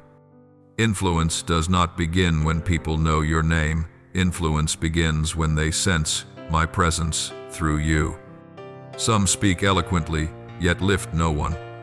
Some do much, yet their hearts are dry. Others simply enter and bring with them an atmosphere of peace without display. Without force, yet people can breathe again. I am leading you into that kind of influence. And so I will test you with subtle things praise, attention, sudden opportunities, appealing invitations. Not all are bad, but not all are meant for you. When you are praised, do not drink it like wine that intoxicates. Receive it like a cool breeze and return it to me. When attention comes, do not treat it as food for the ego. Treat it as a responsibility to live more rightly. You will discover that true expansion is not merely more, but truer. I do not increase quantity to keep you busy. I refine so you can focus. A large door sometimes appears to test whether you can say no to 10 smaller doors that would scatter you. I do not want you chasing every opportunity. I want you walking the path I point out. That path may be narrow and misunderstood, but it is clean and enduring. Do not fear missing out. For what I have prepared for you does not require competition. It comes in the right rhythm, and when it comes, it brings peace with it. Remember the one I raised very high, yet who kept a tender heart, Joseph. I did not give Joseph power for revenge. I gave it for preservation of life. The prison did not make him smaller, it made him clean. When his day came, he did not use position to prove himself right. He used it to extend mercy. That is the pattern I set before you when I expand your influence. The goal is not to be seen, but to be rightly used. And like Daniel in the king's court, his wisdom did not come from flattering the system, but from integrity before me. I place you in environments you cannot control so you may learn this one thing: you can remain whole under pressure without selling your soul. And when influence increases, the greatest temptation is not public failure, but quiet self-exaltation. Pride whispers, "This is because of me. I deserve this. I am above others. I warn you because I love you." Pride is a small leak that drains all the anointing. It is not loud like a great sin. It is silent like toxic air. It slowly trains you to see people as tools, achievements as proof, and praise as a right. My beloved, if you sense even a hint of that scent in your heart, do not panic. Bring it to me immediately. I do not condemn you for being tested. I teach you how to overcome the test. I will keep you safe with simple reminders. Who are you when no one is watching? Are you still kind to those who bring you no benefit? Do you still pray when your schedule is full? Do you still listen when others speak slowly? Do you still know how to say, "I'm sorry," when you are wrong? These are the measures of true humility. When influence increases and you still guard these small things, you are safe. For I am not only concerned with how high you go, I care that you go far. Expansion often brings new misunderstandings. People may assign motives to you, twist the story, or grow jealous. I have already told you not to depend on being understood. Now I teach you further. Do not let the words of others redirect your calling. When you are misunderstood, keep your heart clean. I will keep your path straight. When jealousy arises, do not respond with competition. Respond with consistency. People do not need endless explanations. They need you to remain unchanged. Consistency is the strongest voice in a season of expansion. Remember, this influence is not only on a stage. Influence lives in the home, in the private room, in how you treat those closest to you. I did not give you an image. I gave you a life. If your life is rooted in simplicity, then, whether people praise or judge you, you will stand. But if your life lacks roots, even if you are lifted high, you will fall when the winds come. Therefore, I remind you, do not trade roots for branches. Do not trade my presence for busyness. Do not trade purity for speed. When expansion comes, you will notice some people drawing near for advantage. They may want to use you, or use what I have placed upon you. Do not become bitter, be discerning. I will give you discernment, not so that you mistrust everyone, but so that you love rightly. Some people need help, others need boundaries. Some are sent by me, others are only passing through.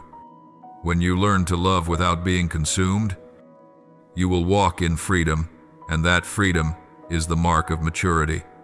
So enter expansion with a low heart. Do not think low of yourself, think rightly. You are not the source, you are a conduit. You are not the light, you reflect the light. You are not the Savior, you serve the Savior. When you keep this order, I will increase the oil upon you without weighing you down.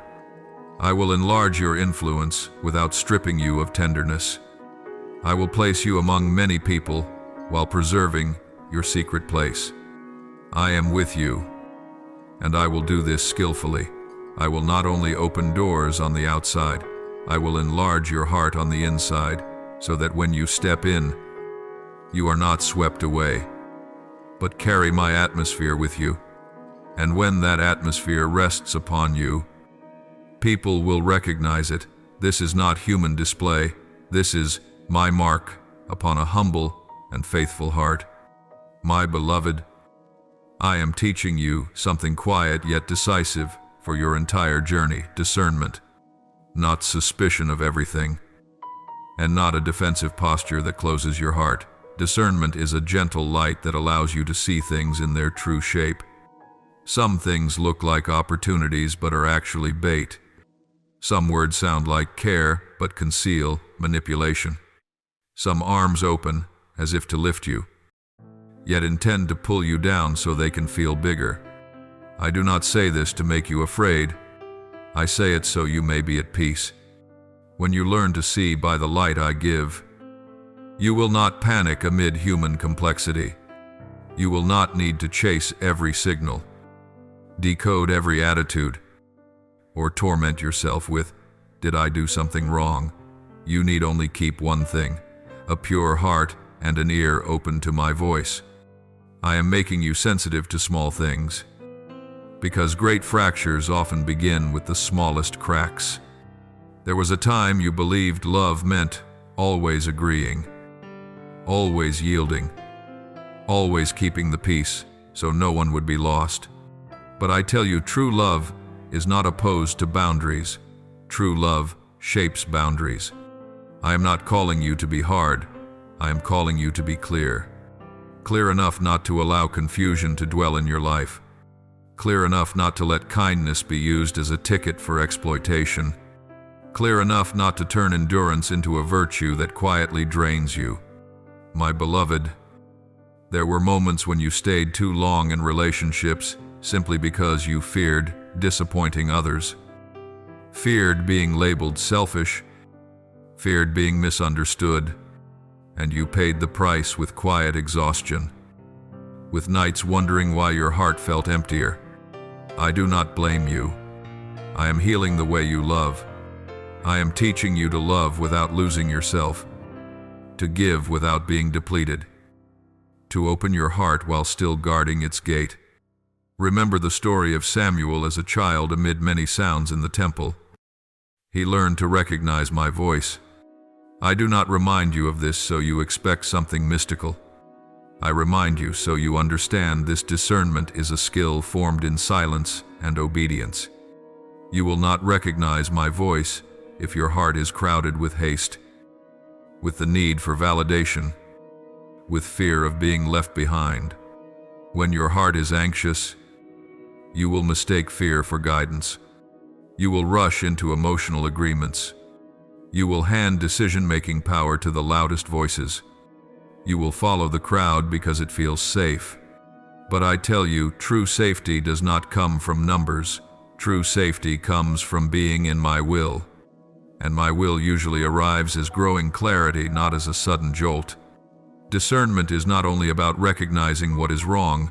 Discernment is also about recognizing what is good but not timely, what is right but not rightly placed, what is beautiful but not meant for you. There are paths that are not wrong. Yet they are not the paths I assign to you. There are invitations that are not toxic, yet they would scatter your focus. There are conversations that are not evil, yet they pull you into cycles of gossip that soil your heart. I am teaching you to say no without guilt. I am teaching you to step away from what does not fit without creating conflict.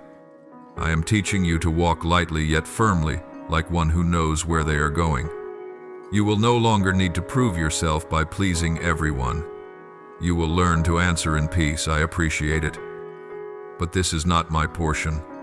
And when you learn this, you will see your strength preserved for what matters more: living rightly, doing rightly, loving rightly. There is something I need to set firmly within you. Not everyone who speaks in the name of good comes from me. Some use spiritual language to cover hidden motives. Some quote what is true but press it upon you to control you. Do not panic when you hear this. For I am not isolating you, I am awakening you. Even in the time of the apostles, there were warnings about masks. I give you a simple measure. What fruit do they bear? Do they draw you closer to me? Or do they make you dependent on them? Do they respect your conscience? Or do they use guilt to pressure you? Do they love the truth? Or do they love being right? Do they lift you toward maturity? Or keep you bound in fear, my beloved? I give you wisdom to examine fruit. Not just words. Words can be arranged. Fruit cannot be faked for long. You have been wounded by small things, a promise not kept, a moment of being overlooked, a cold response after you had given generously. These things are like sand in the eyes, not deadly, but they sting and blur vision. I do not want you carrying that sand into the future. I want to wash your eyes with truth. The truth is this: you do not need to become bitter to protect yourself. You only need to become clear. I will teach you how to see people without idealizing them, how to love people without turning them into idols, how to trust people without handing over the keys to your life. I will teach you to place your expectations, rightly expectation toward me, wisdom toward people. When you live this way, you will not shatter every time someone fails you. You will grieve, but not collapse. You will be disappointed, but not lose direction. You will rise more quickly, because you are no longer building on fragile ground. Learn from Nehemiah as he rebuilt the wall. He did not only hold a trowel, he also held a weapon. This does not mean living suspiciously. It means building and guarding at the same time. I am giving you a season of inner rebuilding, rebuilding trust rightly, rebuilding integrity through uprightness, rebuilding rhythm through gentle discipline. But while you build, you must also guard your time, guard your words, guard your mind, guard the gates through which exhaustion enters. There are things you must stop allowing: conversations that pull you into judgment, relationships that seek you only when they need something, habits that keep you trapped in comparison. I am not telling you to cut these off in anger. I am telling you to close the door in peace. Guarding does not require loudness. Guarding is the daily choice to say, no, this no longer has authority here. I know you have a compassionate heart, and I treasure that. But compassion without discernment becomes a burden. You will carry problems that are not yours. You will take responsibility for others' choices. You will try to fix people who do not want to change. You will sacrifice until joy disappears and call it love. I do not want you to love that way anymore. I want you to love within order. I am the burden bearer. You are the one who obeys. I am the healer. You are the companion. I am the savior. You are the servant. When you reverse this order, you will burn out and grow bitter. When you keep it, you will love and remain free. And you will see something wonderful the more you love rightly, the less empty you become. I am also training you in language, not only the language you speak aloud, but the language you allow to live inside you. There are sentences you have repeated to yourself for years. I am always left behind. I have to try harder to be worthy. If I don't hold everything together, it will all fall apart. I call these old words that no longer serve you. I want to replace them with truth. You are loved. You are being led. You can rest in me. You can speak truth without fear of rejection. When your inner language is renewed, discernment becomes easier. Many wrong decisions do not come from lack of information, but from lack of truth in the heart. I am replacing the truth within you so you are no longer driven by fear. In the next part of the journey, I want you to practice 3 simple but deep things. First, do not rush. Hurry is often the cord that pulls you away from me. Second, do not trade peace for quick results. I give peace as a sign when you must lose it to move forward. Stop and ask me. Third, look at the fruit. Words may sound beautiful. Intentions may be well wrapped, but fruit is evidence. If something pulls you away from me, entangles your heart, narrows your spirit, or costs you your inner cleanliness, no matter how noble its name, you will know it is not for you. I am not only giving you strength to endure, I am giving you light to choose. I am not only lifting you after wounds, I am teaching you how to walk so the wounds are not repeated. You will not have to relearn the same lessons through tears again and again. You will mature. You will become clear. And when you are clear, you will be light, light enough to walk far, light enough to serve long, light enough to carry what I entrust without sinking under human weight. Stay close to me. My beloved, I will show you each step, not by pushing, but by illumination. And what I am building in you in this season is not only wisdom, it is the cleanliness of heart. A heart that can stand amid many voices and still belong to me. My beloved, I am not only concerned with how much you can do, I am concerned with what source you are living from. There is a kind of strength that keeps you constantly active while thinning you inside. Like a lamp that shines while its wick is almost spent. You keep smiling, keep carrying, keep trying to appear fine, while your soul erodes little by little, and you call it responsibility. I tell you, responsibility is not a sentence. It must be restored to its proper place in my order. You learned to brace yourself because you feared everything would collapse if you stopped. You believed that if you rested, you would be left behind if you slowed. You would lose your portion if you released control. You would be hurt. But I am coming to you with a different invitation. Return to my rhythm. My rhythm is not hurried, yet not stagnant. My rhythm works, yet does not exhaust. My rhythm fights, yet not in chaos. My rhythm does not require you to live as someone who must constantly prove themselves, but as one who is being led. My beloved, I know you have grown used to measuring your days by results. You look at your to-do lists.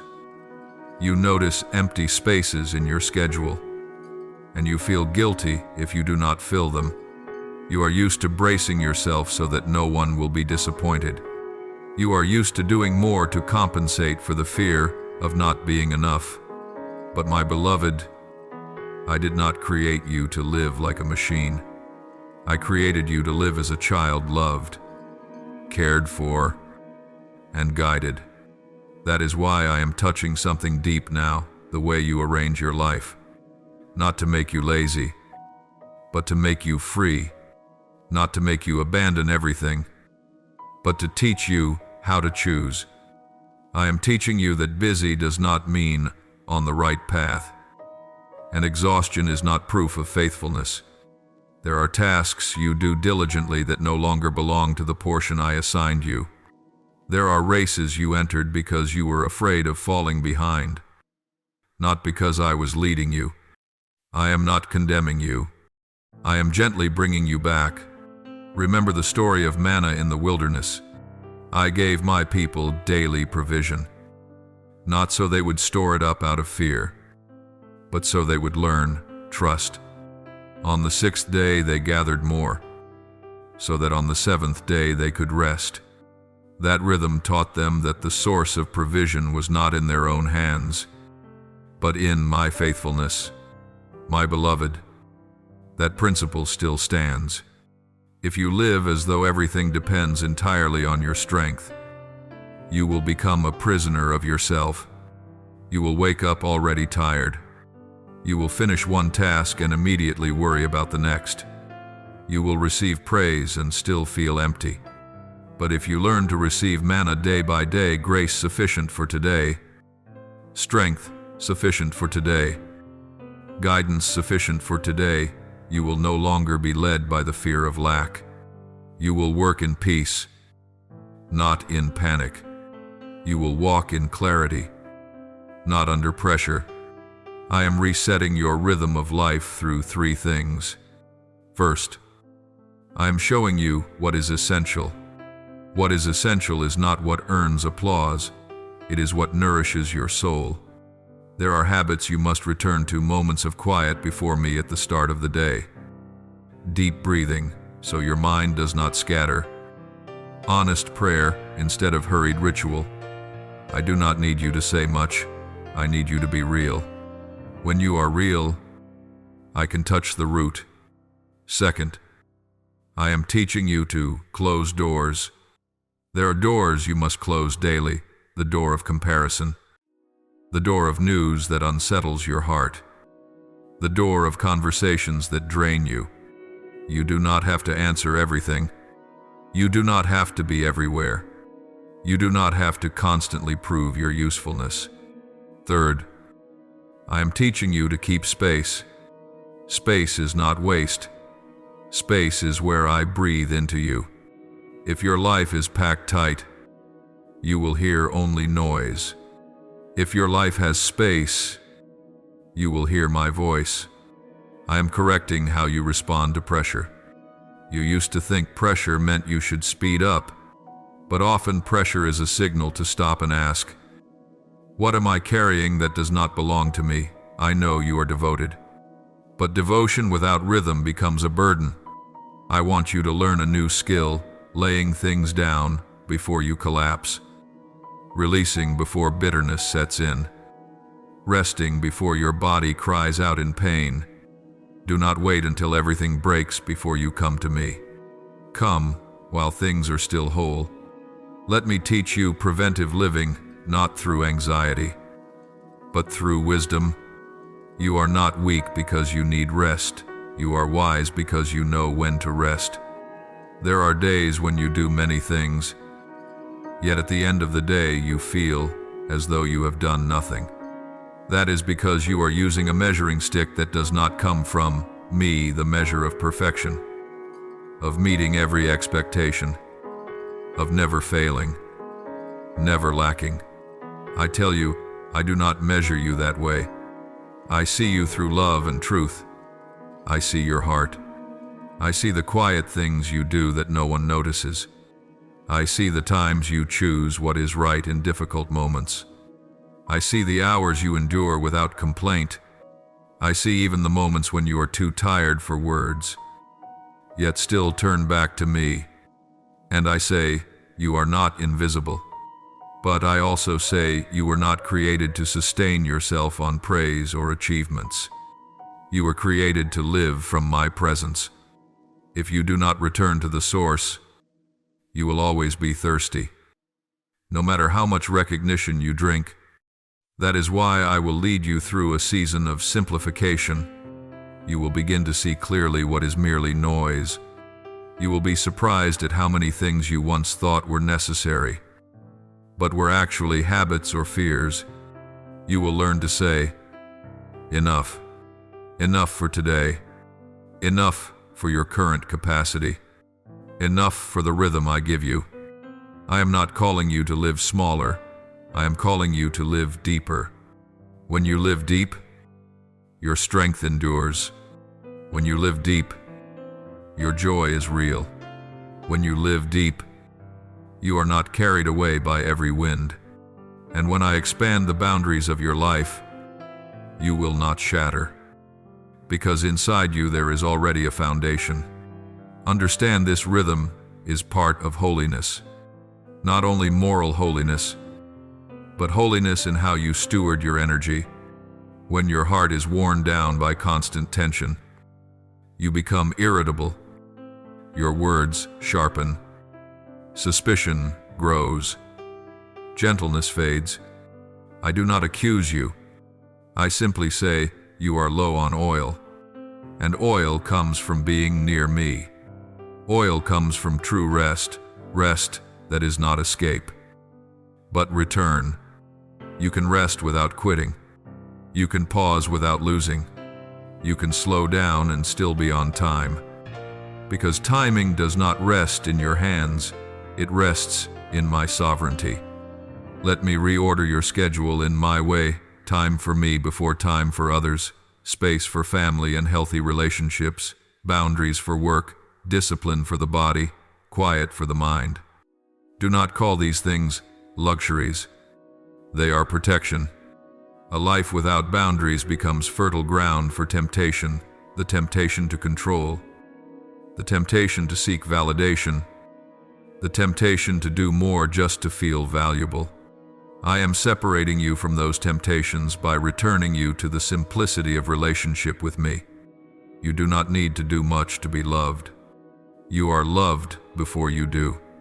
And from that love, you do what I entrust to you lighter, clearer, and more enduring. My beloved, do not create a perfect plan and abandon it because it is too heavy. Begin with something simple each day. Set aside a quiet moment for your heart to settle. Choose one most important task and do it in peace. Learn to say no to one thing that drains you, and before sleep, place your burdens into my hands. You will see when you change your rhythm. You change your perspective. When your perspective changes, fear loosens its grip. When fear fades, you hear me more clearly. When you hear clearly, you walk more accurately. I am here, not to push you to run, but to lead you as you walk. I do not want you to reach the destination exhausted and then call that victory. I want you to arrive with your heart still tender, your mind still clear, and your love still whole. For what I am preparing for you is not merely a result, it is a long journey. And a long journey requires a heart that knows how to live in my rhythm.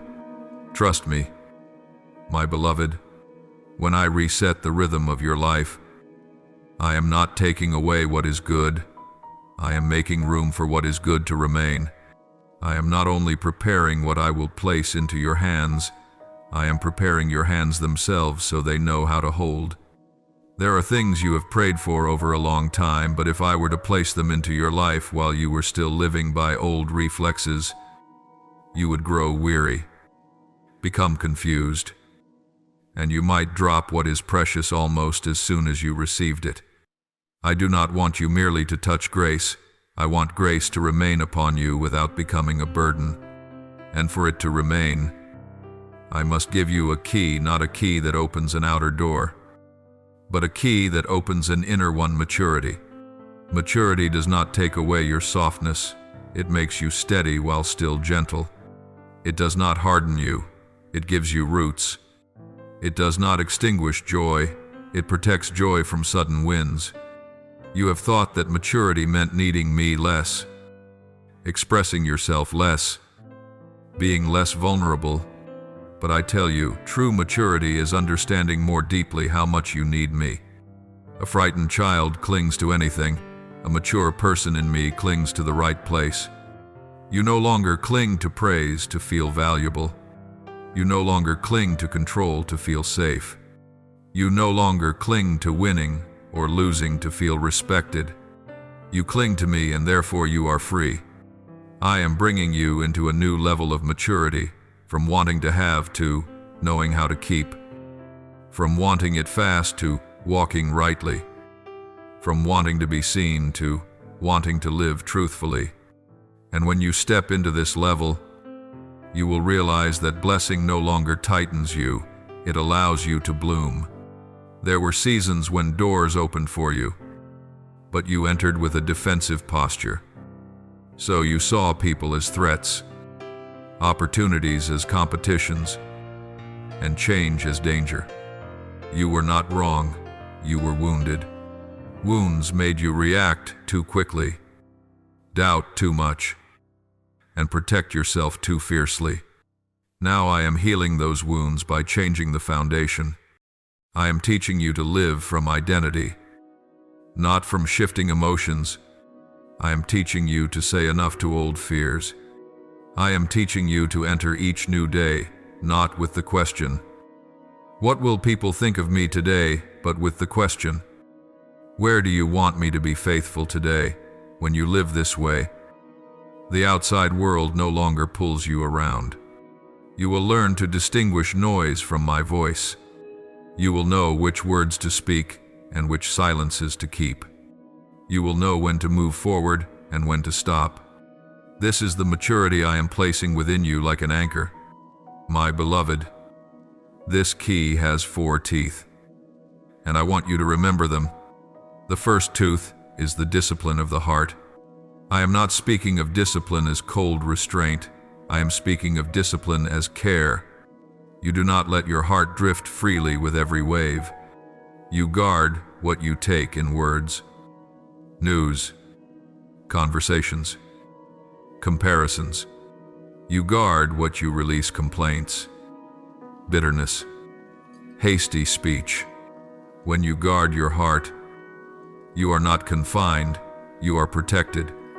The second tooth is simplicity of purpose. You no longer run in 10 directions. You learn to do less, but more deeply.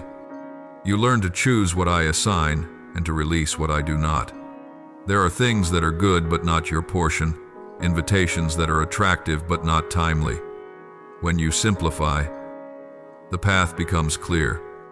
The third tooth is humility in authority. When I lift you up, you do not use position to repay pain, nor influence to prove you are greater. You use it to serve, to heal, to open the way for others. The fourth tooth is perseverance in faith. You do not quit when feelings drop. You do not stop when opinions change. You hold to what I have spoken, because you know I am faithful. Do you remember what Solomon asked for when the weight of leadership was placed on his shoulders? He did not ask for riches or victory. He asked for a discerning heart. I set that story before you not to give you a formula, but to show you the nature of things when responsibility increases. What must increase is not haste, but wisdom. You are drawing nearer to where I will expand your boundaries. So I am increasing your inner capacity to hold. I am teaching you to recognize whom to keep close and whom to keep at a distance, what to do now and what to wait for, which words to speak and which to withhold. You will no longer waste energy explaining yourself to those who do not want to understand. You will no longer try to please everyone and end up exhausted. You will learn to set boundaries without guilt, to give without being drained, to love without losing yourself. This is the mark of maturity in me. I am also changing how you view speed. You once thought fast was good and slow was failure. But in my kingdom, there is a speed called right. Right is not always fast. Right is walking with me. There are times I urge you forward quickly, as when I sent Philip to the Ethiopian on the desert road, and times I hold you back, as when I kept Elijah by the brook Cherith, the same me, but 2 rhythms. You cannot live by only one rhythm. Maturity is knowing how to discern the rhythm. Maturity is not panicking when I close a door, because you know I am protecting you. Maturity is not becoming proud when I open a door, because you know it is grace. When you understand the rhythm, fear no longer drives you. You walk by guidance, and the one who walks by guidance does not lose the way. Blessing does not only test you in what you lack, it tests you in what you have. When you have more opportunities, more invitations, more attention, you will be tested in faithfulness, in sincerity, in motive. You could become so busy that you no longer hear me. You could become so visible that you forget where you were lifted from. You could become so liked that you fear displeasing people. That is why I am sealing maturity into you now, so that when greater things come, you will not be swept into the whirl. I want you to keep clarity in your eyes, softness in your heart, integrity in your words, and peace in your steps. I want you to pass through growth without losing your soul. The key I give you is not an ornament. It is the authority to steward your life. When you hold this key, you will know which doors to open and which doors to lock. You will know how to open the door to joy and close the door to anxiety. You will know how to open the door to healing and close the door to bitterness. You will know how to open the door to life-giving relationships and close the door to toxic cycles. You will know how to open the door to learning and close the door to pride. And when you live this way, you will no longer fear the coming of blessing, because you will know how to carry it without being carried away by it. I am not slow. I have not forgotten. I am doing a deep work so that what I give you does not become another cycle of exhaustion. I am creating capacity within you. I am enlarging the space of your heart. I am expanding your understanding. I am placing within you a kind of stability that no one can take away. And when the time comes, you will realize this. The most precious gift I give you is not merely an open door, but a new person who can walk through that door in peace. So continue walking with me in the small things. Continue choosing what is right when no one is watching. Continue keeping the rhythm I have taught you. Continue being honest with me about the places where you are still weak. I am not ashamed of your weakness. I only do not want you to hide it. For when you do not hide, I can heal. And when I heal, you will become steady. When you are steady, blessings will remain. I am placing this key in your hands so that when I entrust something great to you, you will not only receive it, but also keep it, steward it, and cause it to bear lasting fruit. My beloved, I am calling you into a new way of living, a way of life marked by depth, order, a secure identity, and clear purpose. I know you have walked through stretches that no external measure could calculate. Yet internally, you paid the cost with every breath, days when you worked while barely holding on, nights when you prayed while trying not to break, moments when you stood up simply because you still knew how to return to me. You thought I only wanted you to endure a little longer. But I tell you this, I am building inner strength within you so that you can carry what I am about to entrust to you.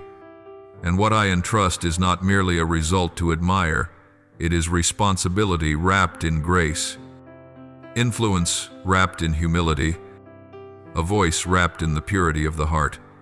I am not in a hurry to give you something great while your heart is still easily triggered by fear, comparison, the need to prove yourself, or habits of self-protection. If I did, you would step into what I give with an unsafe posture, and the very good I give could cause you to stumble. I love you too much to only want you to go far. I want you to go far without losing yourself. I love you too much to only lift you up. I want you lifted up and still able to kneel. I love you too much to only let you hear applause. I want you to keep your peace when applause rises, and to keep your tenderness when others begin to look at you differently. You have learned many things in silence, and I do not see that time as wasted. I see it as a private classroom. You have learned that not everyone will understand you, and you have learned that being misunderstood does not determine your worth. You have learned that emotions can rise like waves, but you do not have to live by the waves. You can live by truth. You have learned that there are days when I do not answer in the way you expect, yet I am still there because my presence does not depend on your feelings. Now I am leading you one step deeper. I want you to understand that mission does not begin when you are given a stage. Mission begins when you keep a faithful heart in small things, in unnoticed tasks, in moments when you choose what is right without advantage, in patience that no one applauds. Do you remember Abraham? I did not push him straight into fulfillment. I led him through many stages so he would learn to discern my voice from fear, to trust me without visible signs, to walk by promise before the promise had a shape. Do you remember Joseph? I did not only move him from dream to position, I allowed him to pass through misunderstanding and neglect so that he would not use power the way a wounded person uses power, but the way a healed person does to save, to nourish, to protect. Do you remember Hannah? I heard her sobs not as an annoyance, but as a hidden offering. And when I gave her what she pleaded for, what I sought was not only the joy of a mother, but a heart willing to return to me what was most precious. I remind you of these stories not so you will compare yourself to them, but so you will see an unchanging principle. I care more about who you become than about what you receive. What you receive may change with seasons, but who you are will walk with you for the whole journey. If your inner self is not steady, you will see everything through the lens of lack and suspicion. If your inner self is steady, you will see everything through the lens of gratitude and clarity. That is why I am placing you at the threshold of mission with a holy question. Do you want me to give you what you desire? Or do you want me to make you the kind of person who can hold what I give? I know that question makes you quiet, because it touches the deepest places. At times you want me to change circumstances so you can feel lighter, but I am changing foundations so you can be stronger. At times you want me to remove everyone who makes you uncomfortable, but I am teaching you how to stand firm without becoming hard. At times you want me to make everything clear immediately, but I am teaching you to walk by light sufficient for today, so you will not become dependent on seeing everything before you move. And, my beloved, I tell you the truth, your mission will always come with choices. There will be days when you must choose between keeping your heart clean and being praised, between speaking what is right and saying what is easy, between waiting for me and pushing yourself forward, between loving the way I teach and loving the way emotions demand. I am not calling you to become numb. I am calling you to become steady. I am not calling you to be cold toward life. I am calling you to be warm without being used. I am not calling you to avoid conflict at all costs. I am calling you to face it with wisdom. There will be times when I ask you to remain silent, not because you have nothing to say, but because I am protecting your heart from being poisoned by rivalry. There will be times when I ask you to speak, not to argue, but to defend truth and lift up the weak. Maturity is this: you no longer react as you once did. You respond by my spirit. You no longer live by what others do to me. I do back. You live by what am I doing in you and through you. And when you live this way, you will become a place of stability for others, not because you are perfect, but because you are trustworthy. What I am preparing for you is not a garment to wear for appearance. It is a heart with weight, so that wherever you go, you carry peace instead of tension, healing instead of bitterness, hope instead of complaint. I know you have grown weary of holding yourself together amid words and glances. But now, I am doing something more delicate. I am teaching you to keep yourself not by strain, but by abiding in me. You do not need to be taught like a drawn string to live rightly. You need to be anchored in my love. When you are anchored, you will know how to release what does not belong to you. Release the need to control. Release the habit of interpreting everything in the worst way. Release excessive vigilance that steals your joy. I do not reproach you for having been weak.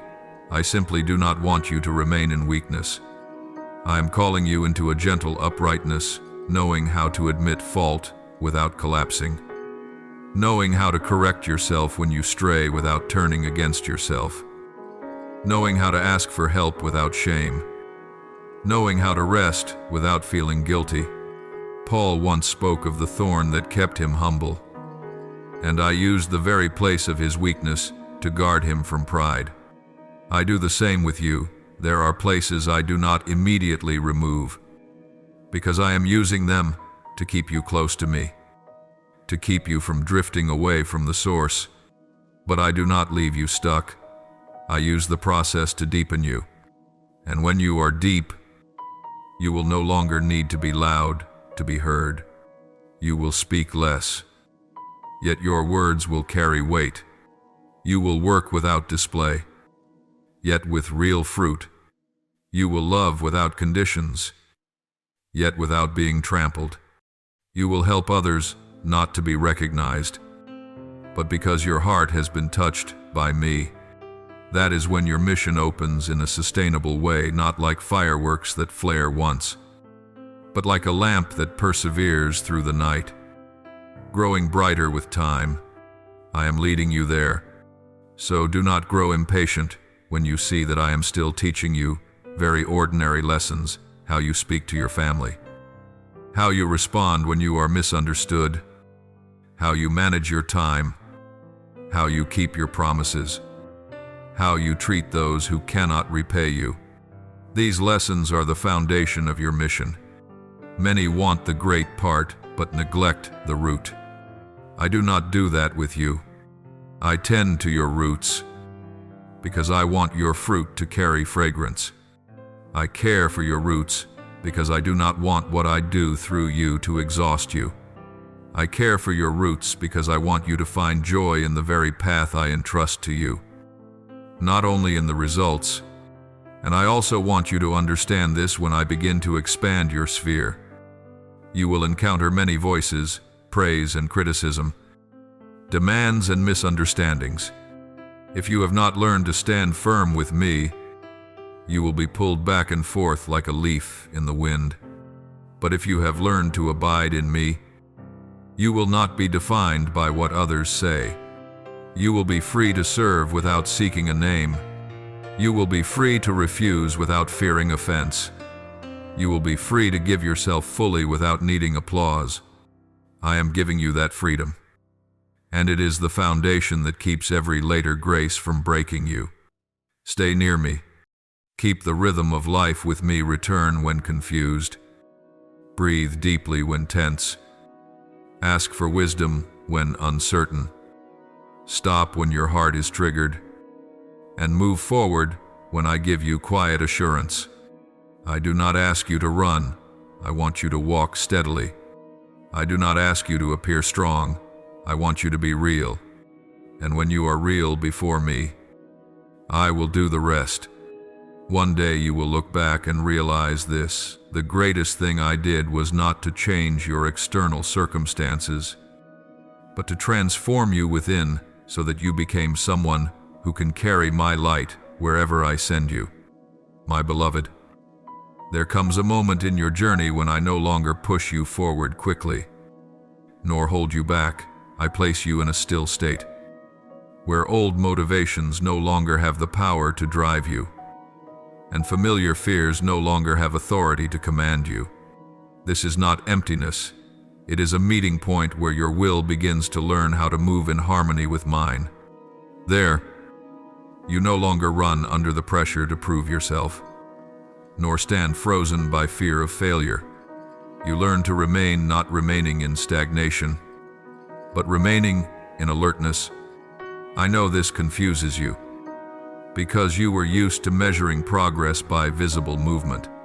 But I am teaching you a different measure. Maturity is recognized by the ability to listen without panic, to wait without bitterness, to move forward without losing your heart. I am refining you away from old reflexes. You once reacted very quickly, quick to explain, quick to fix yourself in the eyes of others, quick to find an escape when emotions rose. I do not condemn that. I understand you lived that way to survive. But now I invite you into another rhythm, the rhythm of discernment. Before speaking, you learn to listen. Before deciding, you learn to ask. Before acting, you learn to examine your motives. This slowing does not weaken you. It makes you precise. When you are no longer driven by the noise outside, you begin to recognize the guiding whisper within a voice that does not shout or rush, but is steady and clear. I also touch the way you view time. You once thought waiting was a useless pause, an unwanted gap between milestones. But I show you that waiting is real work, the work of trust. During that time, I arrange connections, loosen bindings that no longer fit, and close paths that look appealing but would lead you astray. You do not see these things happening, so you easily conclude that nothing is changing. Yet I am working at a deeper level where major decisions are formed before they appear. When you learn to trust the process, you no longer grow impatient with the pace of others, nor compare your journey with anyone else's. You return to your own rhythm in me. At times I allow you to face ambiguity, not enough information to be certain, not enough emotion to be excited. I do this not to disorient you, but to free you from the habit of moving only when everything is clear. You learn to walk by light, sufficient for today, and this releases you from the burden of controlling tomorrow. When you take one faithful step, light opens for the next. This is how I lead you, not with a detailed map, but with a shared presence. And in that companionship, you learn that safety does not lie in knowing ahead of time, but in knowing that I am with you. You once thought strength meant not being shaken, not being tired, not needing help. But I show you that true strength is the ability to recognize your limits without shame, to rest when needed, to ask when lacking, to say no when a yes would betray your core values. When you allow yourself to be weak in the right places, I give you endurance in the right measure. That endurance is not loud. It shows itself in consistency day after day. You still choose what is right. Keep your word. Return when you wander. Rise again when you are weary. You once carried heavy expectations that others would understand you, respond to you, stand with you. When that did not happen, you were deeply hurt. I do not deny that pain. I walk with you through it. But I invite you to release expectations in order to preserve love. When you love without conditions, you are no longer controlled by others' reactions. You learn to set boundaries without closing your heart, to speak truth without causing harm, to keep distance when needed without carrying bitterness. This is mature freedom, the freedom to love without being swept away. I know there are days when you ask, when will everything become clear? I do not answer with a timetable, because what you need is not an appointment. What you need is steadiness. When you are steady, you will recognize the moment not by loud signs, but by deep agreement within. You will know when to move, when to wait, when to turn, and when you step forward, you will do so lightly, not because you take consequences lightly, but because you have weighed them in peace. I am also refining your voice. You no longer speak to persuade through pressure, nor remain silent out of fear of displeasing others. You are learning to speak at the right time, with the right tone, and to the right point. There are moments when you remain silent to protect life. There are moments when you speak to defend truth. Both require courage. I give you that courage when you stay close to me. And when you speak, your words carry weight, not because you raise your voice, but because you have lived what you say. I am not in a hurry to expand your reach. I am deepening your foundation. You will notice that I care about very ordinary things: how you begin your morning, how you end a long day, how you manage the rhythm of work and rest, how you care for your body and your mind. These are not small matters. They are the framework that supports your mission. If the frame is weak, what is large will break you. If the frame is strong, what is large will be carried with joy. I do not want you to succeed and be exhausted. I want you to bear fruit and still have an abundant life. When I place you in this quiet rhythm, I am teaching you to distinguish between impulse and guidance. Impulse is often urgent, tense, demanding quick results. Guidance is a peaceful, steady, and honorable process. When you learn to discern, you are no longer pulled by fleeting emotions or social pressure. You become free to say not yet, free to say enough, free to say now, and that freedom protects you from decisions you would later regret. You may not yet see every door open, but you will notice one thing: your inner life is being ordered. When the heart is ordered, you walk more cleanly with fewer collisions, fewer wounds, fewer losses. I am preparing you for a long journey, not a brief moment. That is why I am placing within you a durable rhythm, a rhythm that can go far without losing its own heartbeat. Continue to remain in this rhythm. Do not rush to compare. Do not rush to conclude. Do today's work well, with full attention. Keep your heart soft before me and firm before the wind. Place what is still unclear into my hands. When you do this, you will realize I am not delaying you. I am synchronizing you with my timing. And when the two rhythms align, your steps will be light, your path will open, and your mission will advance in a way that is sustainable, beautiful in the present, and healthy for the future. When you have learned to stand still without panic, to move slowly without doubt, and to listen without losing yourself, I will lead you to another threshold, the threshold of entrustment. This is not the moment when I take initiative away from you. It is the moment I return to you an initiative that has been purified. You no longer act because you are pushed, nor wait because you are afraid of being wrong. You act because you understand where you are in me and what I am doing through you. This entrustment is not loud. It unfolds in the depth of trust. You do not hear a barrage of commands. You sense a quiet assurance. And that quietness itself is the sign you are ready. At this threshold, I teach you something subtle, the difference between control and stewardship. Control is born of fear of loss. Stewardship is born of knowing you have been entrusted. When you control, you are tense. When you steward, you are steady. When you control, you try to hold everything in your hands. When you steward, you know how to place each thing in its proper place. I do not call you to carry everything. I call you to order things rightly. There are tasks I entrust to you. There are tasks I keep for myself so that you will not be exhausted.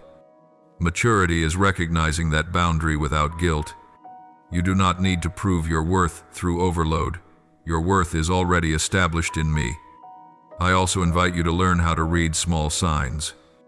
You once hoped for big signals, wide open doors, clear confirmations, unanimous agreement.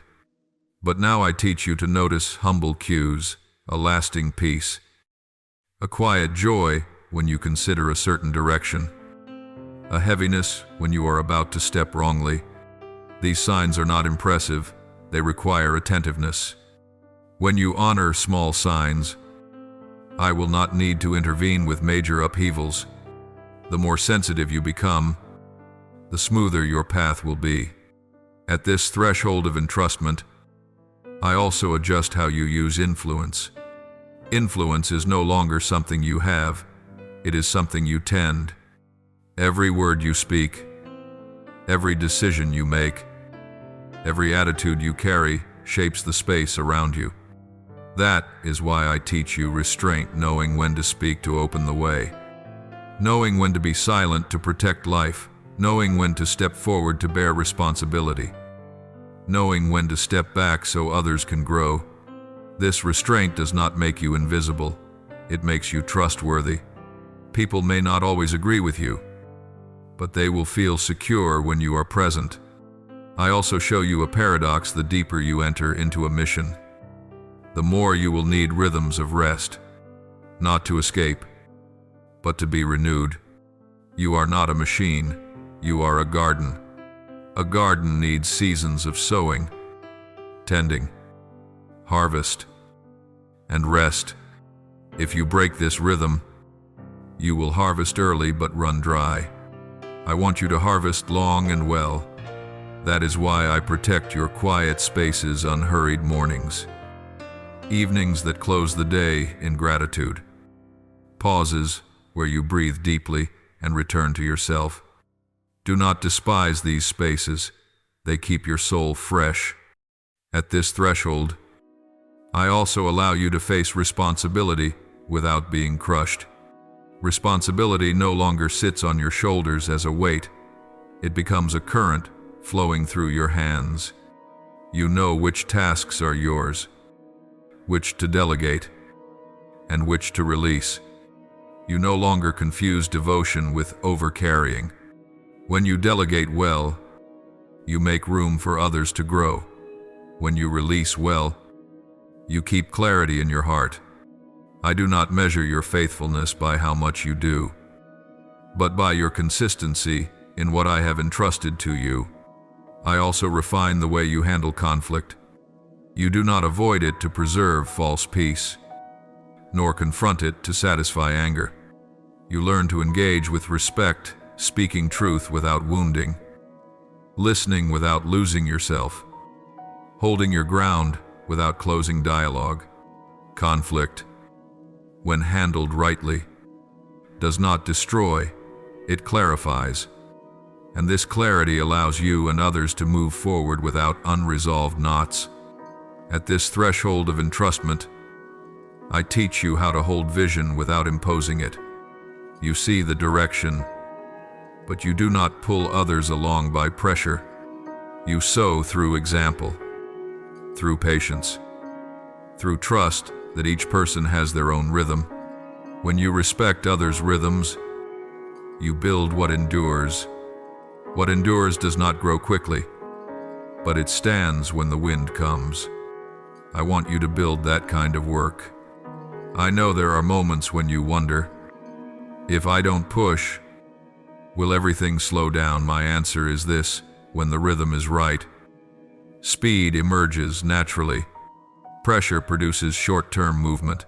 Guidance produces a long journey. You have learned to distinguish the two.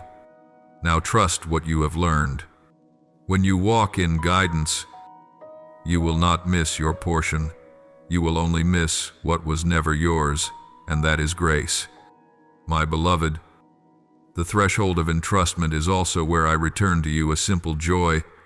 Joy does not come from everything going smoothly. It comes from knowing you are in the right place. You can do hard work with a light heart, because you do not carry it alone. You can face trials calmly, because you know I am with you. This joy is not showy, it is enduring. It keeps you kind when tired, humble when successful, patient when waiting. Remember, My beloved, entrustment does not mean I step away. Entrustment means I draw nearer, not to do things for you, but to walk with you. When you lose rhythm, I remind you. When you grow weary, I lift you. When you are uncertain, I give light. You do not need to be perfect to move forward. You need to be faithful to continue. And that faithfulness is nourished daily through small choices, keeping your word, keeping your rhythm, keeping your heart. So step through this threshold with quiet trust. Do the work before you with full attention. Speak the words that need to be spoken with grace. Rest when you need to rest without self-accusation. Give when you need to give without calculation. I am at work through you, not in haste, not in delay, but at the right time. One day you will realize this. What I gave you was not only work to do, but a way of living that can carry that work for a long time. And when you live this way, mission no longer hangs over you as pressure. It becomes a stream of life flowing through you, nourishing you and those I send to you. I am with you in every step, and this entrustment, light yet firm, will take you farther than you ever imagined, while keeping your heart whole. Thank you for listening to today's message. Please subscribe and turn on notifications so that together we may receive the living word. Build a steadfast faith and walk in the boundless love of the Lord. Amen.